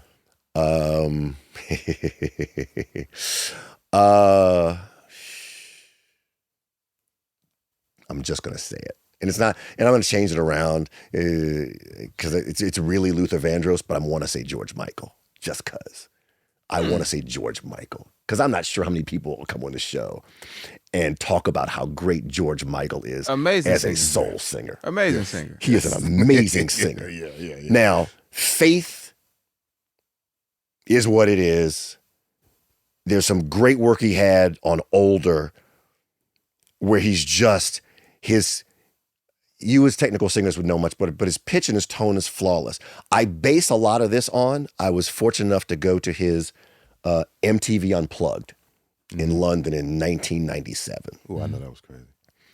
It was amazing. I'm going to send you, because they only used like 5 songs in the show, and he did like 15 or 16. And his voice was pure the entire time. When it started to give out, literally 2 hours and 15 minutes in, he called it. He said, "My voice is about to give up. I've got to go."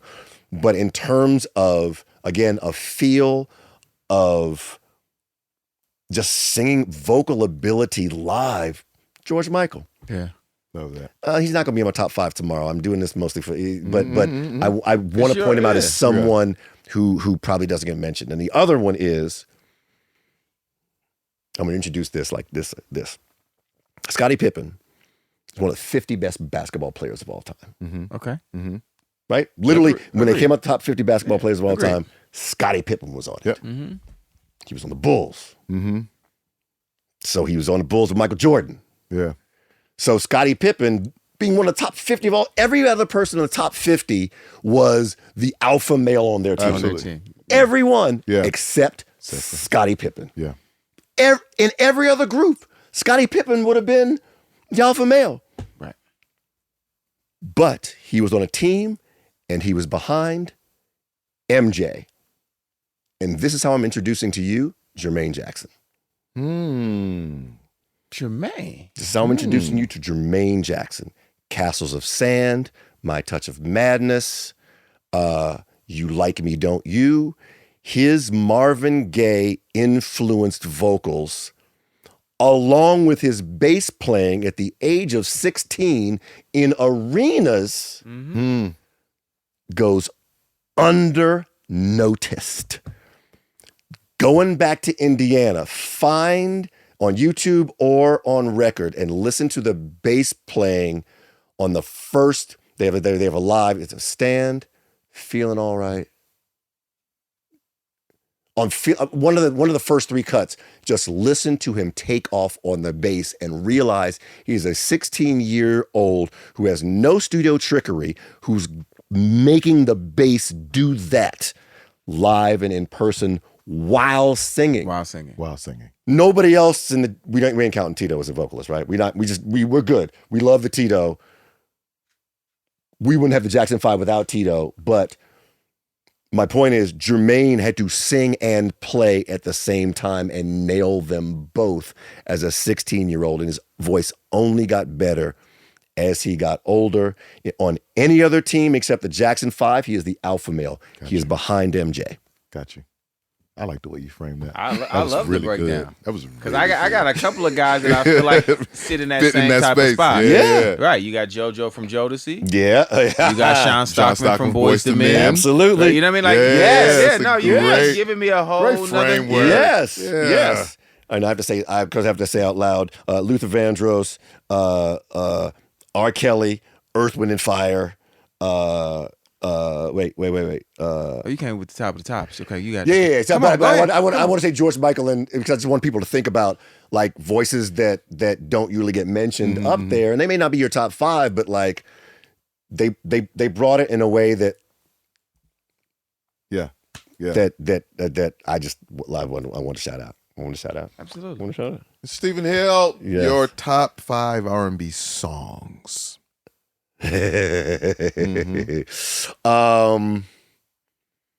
Adore by Prince. Why not? Let's kick it off. That song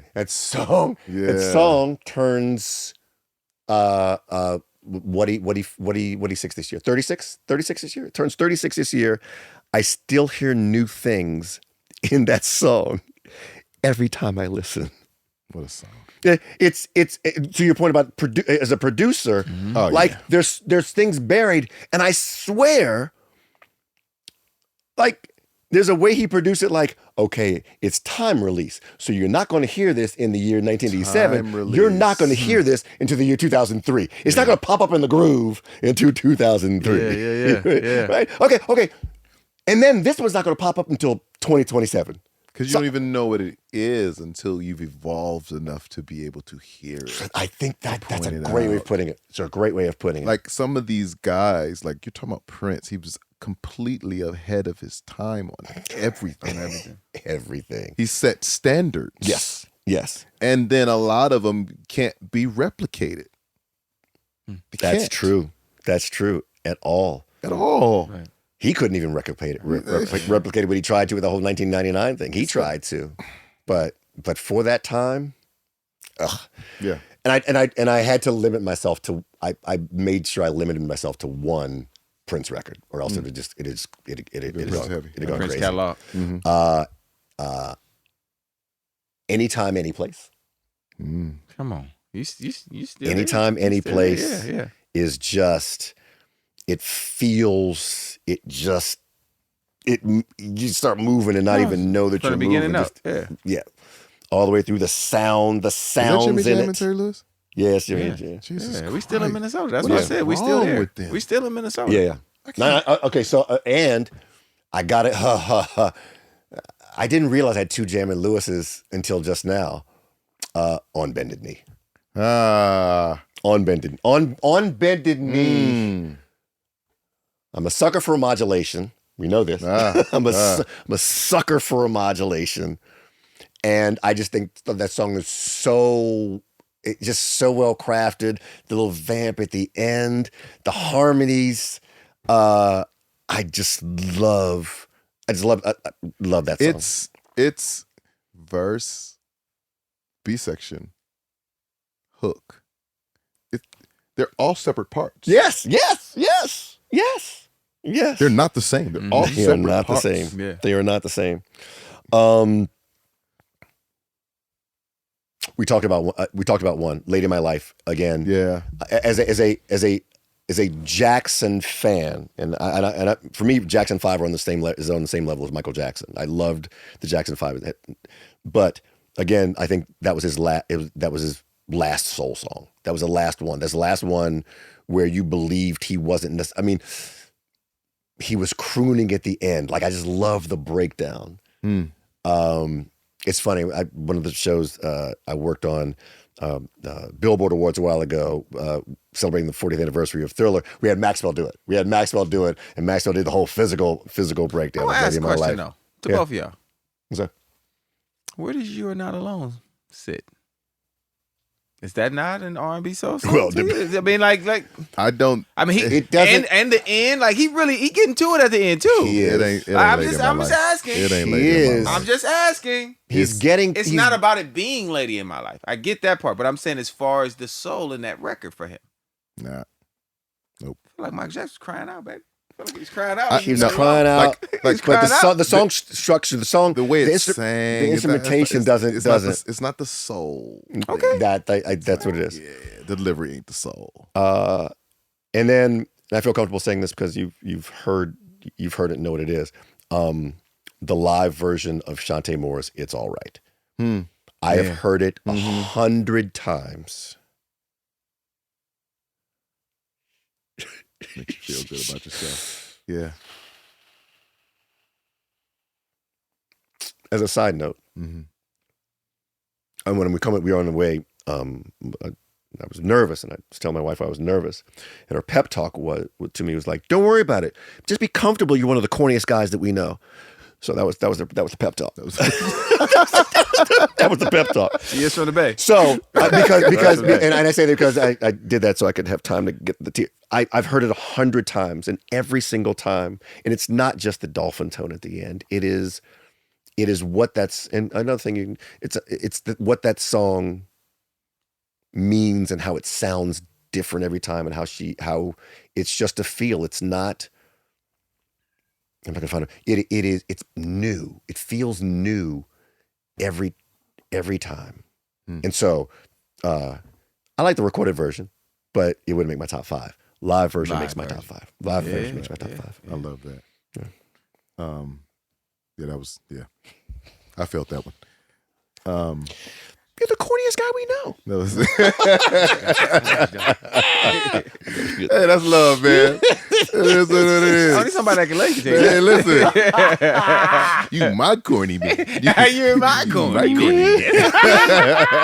Oh. All right, can I say top 5 concerts? I know you're trying to get rid of me because Nope. I'm having a great time. Oh, you got top 5 concerts? Top 5 concerts too? of all time. I haven't really prepared it, but I was like, top 5 concerts. Prince Love Sexy Tour in the round, 1988. Shit. Jackson's Triumph Tour, not the Victory Tour. Triumph Tour when we were still somewhat of a band.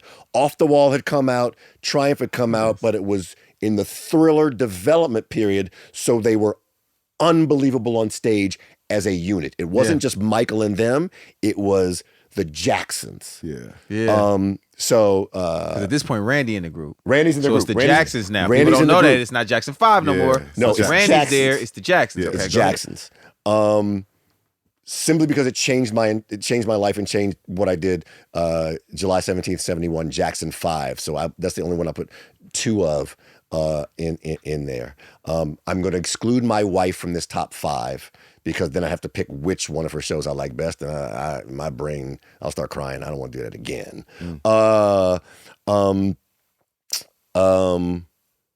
Whitney Houston. Shit. Okay, we on a time limit? No, go do your thing. Okay. Do your thing. You're giving her information. So Whitney Houston, I'm going to forget what year it was. She did an HBO show in Constitution Hall in D.C. It had to have been around 96 or so. It was on a Sunday night, Sunday or Monday night. I'm going to forget. But that's when it was going to be HBO, and it was going to be HBO Live. But the night before, they were doing a dress rehearsal. And I got tickets to go to the dress rehearsal at Constitution Hall. I lived in New York, went to Constitution Hall with the show. And she was amazing. She knew how to talk to the crowd, knew how to sing, she would just automatically start singing other people's songs. It was just a flawless show. Mm-hmm. And I remember thinking like, oh, I can't wait to see this on HBO. And something happened between Saturday, it was Saturday and Monday, and something happened between Saturday and Monday.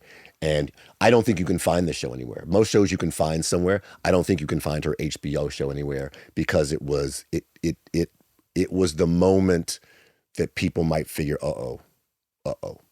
But the show that I saw, the dress rehearsal for that, was one of the best shows I've ever seen in my entire life.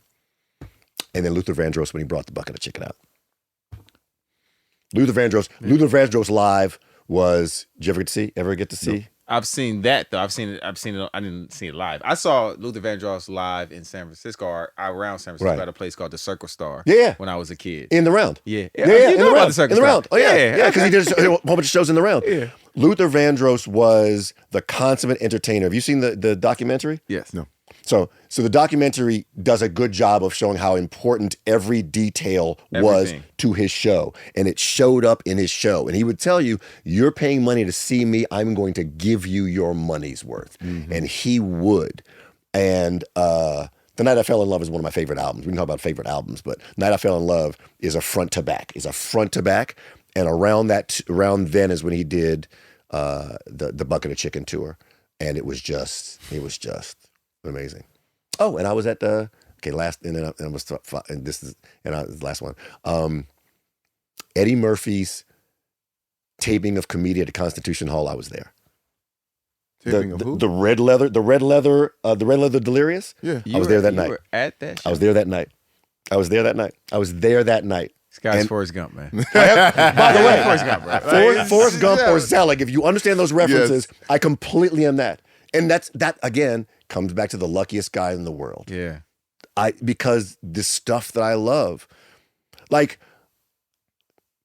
I remember hearing you that spring Bling. I'm dead serious because there weren't many people out there who could do that thing and have people listen in bikinis and speedos to a dude doing a ballad. Right. And so I just love people who appreciate their craft and love to make visual presentations. One of the things I loved. I just loved the halftime show that Kendrick did because it was so nuanced. I don't know Kendrick's words for words. I didn't need to because it was performance art. Like he took that thing. Anyhow, I could keep going, but I'll stop. But I want to flex a little bit on that Eddie Murphy. That was a very good flex. On Eddie Murphy. That's a great flex. By the way, it only happened because my girlfriend had broken up with me 2 weeks before. My good friend Daryl Fleury had said, "We're getting you out of the house." And we go and saw Delirious, like that's not the crazy. Delirious tour, like that actual show that got taped at Constitution Hall. That's great. Right. All right, Mr. Hill. Yes, sir. Man of many wonders. Yes. Let's make a Voltron. You're a super R&B artist. We want to know where you're going to get the vocal from, the performance style, the styling of the artist, and the passion of the artist. Yeah, they're different people. They're all different people to make one. This is great. Yeah. So who you're going to get the vocal from, one vocal for your super R&B artist? I am going back to my tweet of 2011. I'll tell you. I'm going with my wife. And I would go with my wife if she weren't my wife. Yeah. Like, I'm so glad that's on record. I'm so glad I showed that to her early in our relationship. So she did not think I was fronting. That's right. I'm going to her because I'm going to need emotion. I'm going to want I think Freddie Mercury did a brilliant job on Bohemian Rhapsody of taking us up and down and all the way through. So many areas. I think many places. Absolutely in one song. 5 minutes, 55 seconds, if I'm not mistaken. Sheesh. That's what that song was. I believe my wife could do the same thing if given the task. 100%. Go. So, voice, Shantae Moore. Shantae Moore, performance style on stage.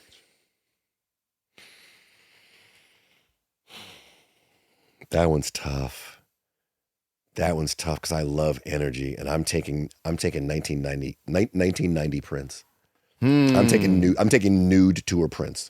Nude tour Prince was athletic, was They say he could hoop. He was still hooping back then. Yeah. Oh yeah. making 1990 new pancakes. tour, the long hair, he had the long hair. The tour never came to the States, but it was. I mean, he was. You can look it up. You can see it online.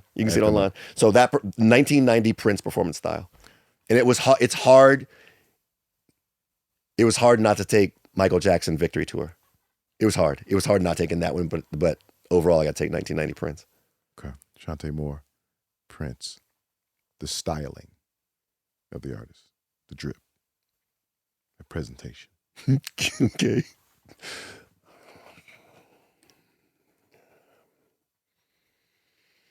Mm-hmm. That one, okay, because I am not a man of sartorial splendor. I don't dress that good, so I don't really. It really is the thing. I gotta go with 19. Oh, I didn't pick. No, because I picked Prince. I don't feel bad. 1971 Jackson 5. Easy. Good. I'm good. 1971 Jackson 5. Yes. Loved it. Loved.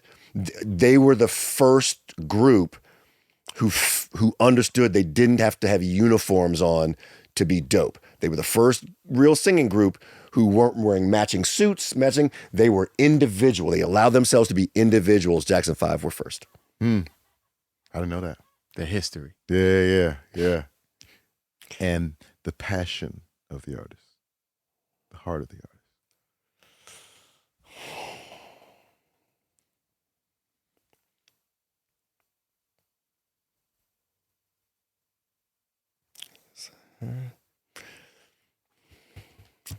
Who mean it? Who what? Who mean it? Who mean it? Okay, okay. So since I mentioned my wife already, and I mentioned that's exactly the thing that she does, and I mentioned that about Prince, I kind of want to go with someone else and challenge myself to go with someone else on that. Bruno Mars.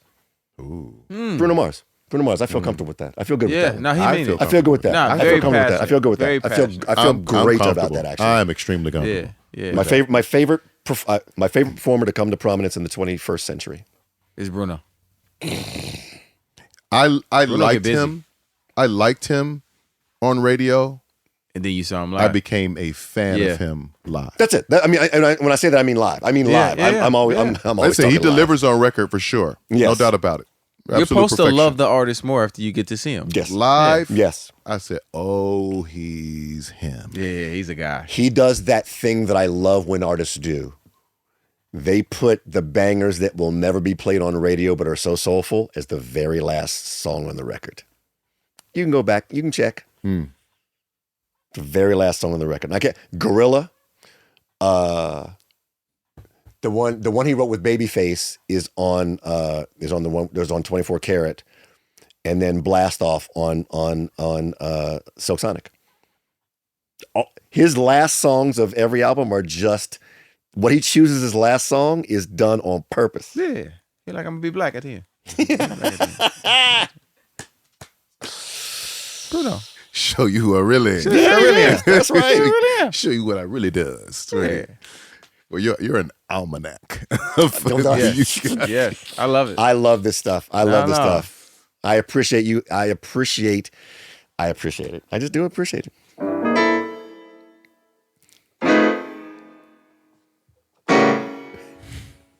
Let me try this, man. I ain't full voice, but I'm gonna give you what Come I on. got because Come you on. here in the building. And I don't take that lightly. I ain't saying no names. Hey. I ain't saying no names. Come on. I ain't saying no names. I ain't saying no name. Who you was, and who you was with, what you did. Don't say shit. Oh, yeah. I ain't saying no name. Oh yeah. Yeah. So we at the very, very important part of the show. What's that? Where you tell us a story, Mm-hmm. funny or fucked up, Mm-hmm. or funny and fucked up.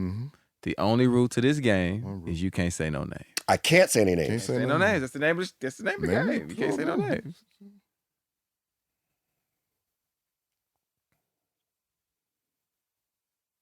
Not a name. I know you got him.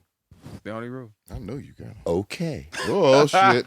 He said, okay. Okay. Yeah.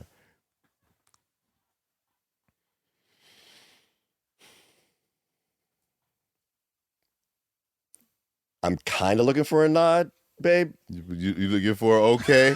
No names. The thing is no names. Do it. You could do it. Okay. I got to warn somebody, but okay. So I'm not even going to say the name of the show. I feel better if I don't do that. Okay. So It was a show. There was a show that myself and other people were working on. And we were celebrating an accomplishment. I can't use any names. This is good. We were celebrating an accomplishment of an artist, and they had a milestone number to their album. And we wanted this artist for it. And we questioned it, and we thought about it, and we're like, let's go. And so to do this, I was not at MTV. I wasn't at BET at the time. So I was with a company, and we had to get network approval. Mm-hmm. And we'll say that there are two people we work with directly, and two people who were in the clouds, like the head of everything. Mm-hmm. Two people we work with. So we go to the two people we work with and go like, we would like to have this person do this thing for this artist. And they're like, the person's a male. It would be awesome if we could find some female talent to also do this thing. Do the thing, yeah. Mm-hmm. Bet that made sense. With everything that was in the atmosphere, that made perfect sense. So we go to the artist and go like, can you find female talent? And this person found amazing female talent to be part of this. And so we're excited. Go back to our two people at the network. They're excited. Oh, this will work. This will absolutely work. We go back. You're in. It's going to be great. This artist gets to work right away because this artist gets to work right away.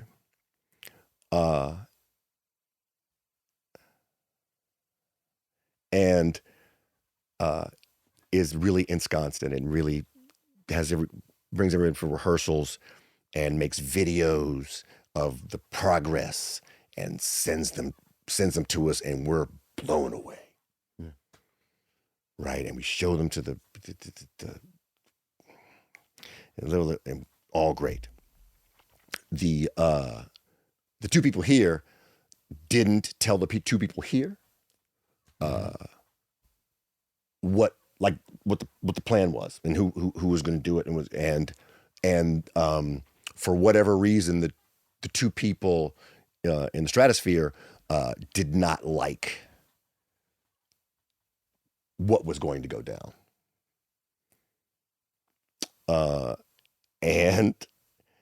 And after lots of conversation and back and forth, as an aside, I admit I was used to BT. I got to be the final word.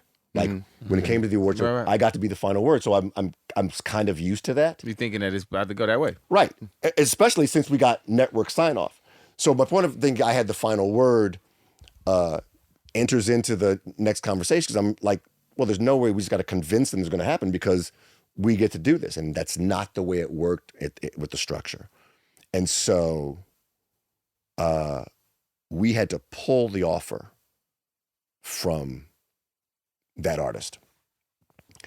And 3 months later, I wasn't working at that place anymore.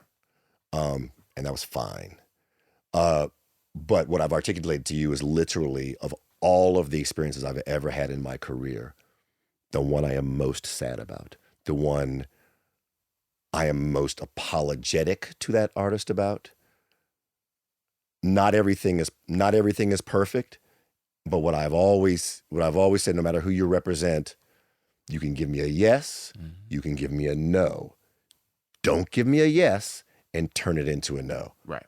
I've got to be able to depend on these representatives have done the thing they're supposed to do before we go to artists. Absolutely.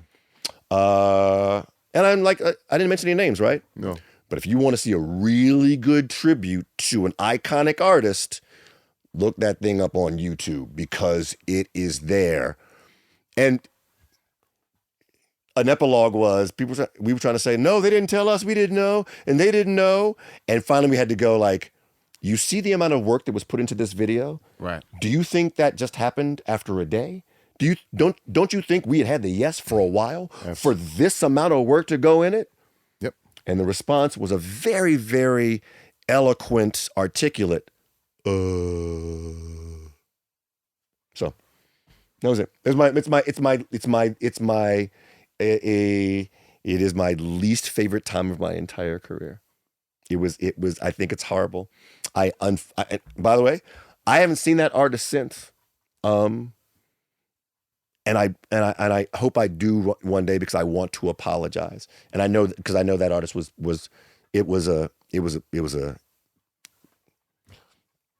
my favorite moment because now I got to turn it around because that was that got me in a place I don't like to go.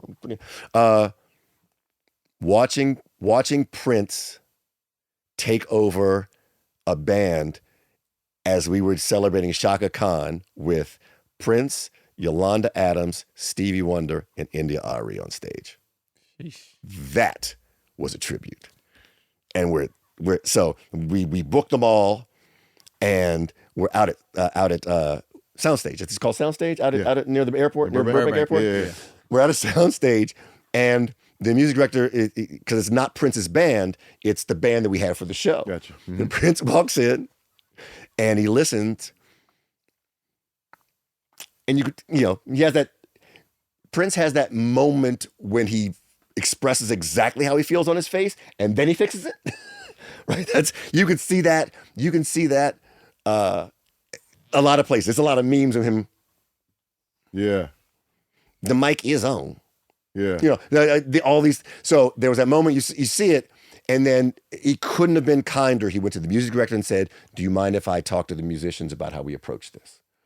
And watching Prince go to every instrument and being really like he's freaking Prince. So every instrumentalist who's like, I'm being talked to by Prince. Yeah. And Prince could have gone anyway, but he could not have been kinder and more gentle about what about trying this approach? What if we try? Yeah. What if we try this approach? Or what if we do this segue?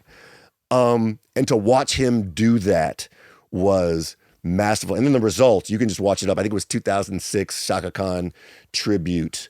And he's having a blast. He had a blast on the guitar. He sang background. I think his favorite part was singing "Tell me, tell me, tell me." Yeah. So that was anytime I got to work with Prince, it was just anytime I got to work with Prince, as in there were. I sang on stage with Prince. I'm sorry, did I mention that? Did I mention that? No. I sang on stage with Prince. Sang with Prince. Wait, you weren't there, were you? No, I'm just okay. I sang on stage with Prince. Oh, time to go. All right. I'm sorry. Oh, I've taken up far too much of your time. He used to make fun of me because I was the guy, as you know, I'm at the guy in the concert and I'm screaming my lungs out, I'm dancing, and I don't care if I'm an executive. That is you. I feel comfortable saying that there is no music executive that you've ever experienced who acts at a concert like I do. I feel comfortable saying that. No. And so I would do it at a Prince concert. No. And I loved seeing Prince. And so it was his kind of way of making fun of me. He'd bring me up when he brought people on stage to dance, he would bring me on stage to dance. But this one time, he had one of those parties at his house in his living room, and the band's playing here and they're here. And I forget the woman who was the singer at the time. No, I don't forget. Tamar, and we didn't know each other at the time, said, who knows play that funky music?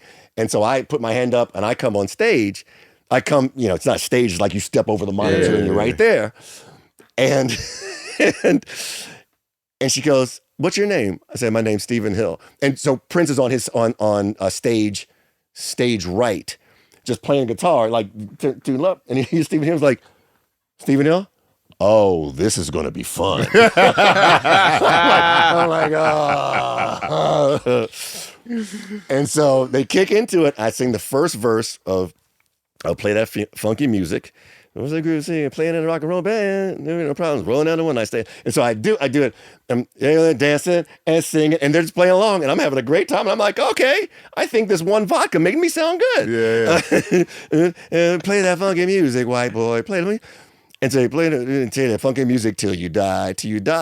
And something made me turn to my right and go, Prince, why don't you play one of those funky guitar solos for me right now? He looks at me, stomps the pedal on, and gives one of those like, and then rips off. It goes crazy. And goes bananas. Yeah. And I walk off stage. So I'm not Prince doing was verse- in your band, is what you're saying. So funny. I'm like, This is fucking great, bro. This was Hey, in your Prince, play that band. little thing you doing. Come on. I walked off the stage because it's never going to get better than that. Never. And then it got better than that. That was your bit, though. And then That was your bit. That was your bit. But then it got better than that because after that, he finished performing. I go sit on side, and I'm sitting on side with like all of my peers at BET at the time, and most of them were out there because they didn't really care about the music. There was only a couple who were in there, so they didn't really see it. And I was telling about it, and like some were like, yeah, whatever. Prince walks by and said, "Get your gear. You got to be in the tour bus pretty soon." And keeps walking. I was like, Oh, this is great. I'm in the van. all right, time for one more story or no? Cook, You man. got another one more. You got Go. Come on, I got man. one more. Go. What's the story? I got one more story. I love it. One more story. And I promise you I'll stop at this Prince story. He was doing 21 nights in London. I'm gonna make it quick. I'm going to leave the Amy Winehouse and Faye Dunaway part out of it because it would take too long. He had a song came out. I think it was he had some video that had a Spanish title, Corazon, Mi Corazon, I think it was called. Okay. It had a video he wanted me to see it. I was there with my boy Ashley, and so there's the big room where everybody is, and then there's like his room where he is, and we go back to his room, and there's a keyboard, and there's a monitor, and there's a computer where he was on Prince.org. I remember that very well. He was on Prince.org. And then he played the video. Oh, he's a great video. And in the other monitor that he's looking at while I'm looking at the video, he's looking at his show from that night. He's because again, artist development, you stay on it. Yeah, like watching film. he's Prince and he's still watching it to find a way to get better. Yeah. In, I forget the year now, 2000, call it 9, 10, I can't remember, whatever that, 21 days. And so I finished looking, we love the video, and we're all kind of looking at the screen for that. And there was a point where he did a mixture of Freak Out, Le Freak, and Sexy Dancer, where he mashed them together. Mm-hmm. And my friend was like, "Oh, I really loved the way you did Sexy Dancer and Le Freak." And then either I or he said like, "But what I really missed was like I really always loved the piano solo in Sexy Dancer." And he goes, "You mean this?" And plays the solo on the keyboard, and it ends with and just turns back to the screen. That was Prince. No, I don't know. It's only one. Like, only- and Ashley and I just said, like, we're both, and we, to this day, we look at each other like, we're both glad the other one was there so we can, like, Yes. that really I got a happened. witness. That I got really we- happened. We were in He there. goes, we were like this. Oh, you mean like this? Anyhow. Wow. Anyhow. Oh, that's great. Bro, it feels like there's no place you haven't been. I am Forrest Gump. Oh. I am, there's a way to say Black Forrest Gump. I'm gonna figure that out. Forrest Gump. But yeah, Forrest Gump is There's and no the luckiest guy in the world because Yeah. I love music and I can't perform it. But I feel like But I get, you've been in all of, but you're so deserving of it because you're appreciative of It's it. a great, yes. And respectful of the space. Constantly. Thank you. Yeah. I love that is, I love that you recognize that. Yeah. Yeah. I so respect talent, and talent that hones their craft and really keeps moving it forward is everything. Yes, sir. No, everything and we'll like that. tell you why you're here. You're a reason why we do our show. What do you mean? Like, you are somebody that we would have pitched this show to. Oh, No, I'm I serious. Like, when appreciate we that. I thought get about that. like doing something like this, is Yeah, like, yeah. you know, you're a thought of like, oh no, like, would Stephen Hill fuck with this? ah, What know would what I'm he saying? think? Like, How what would he he think? How would he approach it? What And should now that you're here, Yeah. we know you fuck with it. absolutely. You know what I mean? Absolutely. Like, but thank you, man. No, Yes. thank For you. real. I'm not kidding. I was really nervous coming in, but this was one of the best conversations I've had about. I love having conversations about music and with musicians. Yeah. Top 5. Anyhow, so thank you very much for having me. I think we more importantly felt like people needed to really know what you are, Yeah. because people will hear the name, people will have light interaction, people will understand your position, but not necessarily understand you, Right. not necessarily hear you. Listen to me. I am in a whole bunch of therapy trying to understand me. So I'm trying to understand me. So Well, hopefully the R&B Money Podcast. Hey, well, I mean, for me, in my mind, you are the ultimate creative, and you are the ultimate champion of creatives, and for that, again, we say thank you. Like Yes. you are important, highly important. that means to a lot. us That and to this universe. That really means a lot to me. I mean that so thoroughly and wholeheartedly. Thank you. Ladies and gentlemen, my name is Tank, I'm jvalentine. and this is the R&B Money Podcast, the authority on all things R&B and all things everywhere, anywhere. Prince. Prince was in his band. That's all I'm gonna say. Ladies and gentlemen, Stephen Hill.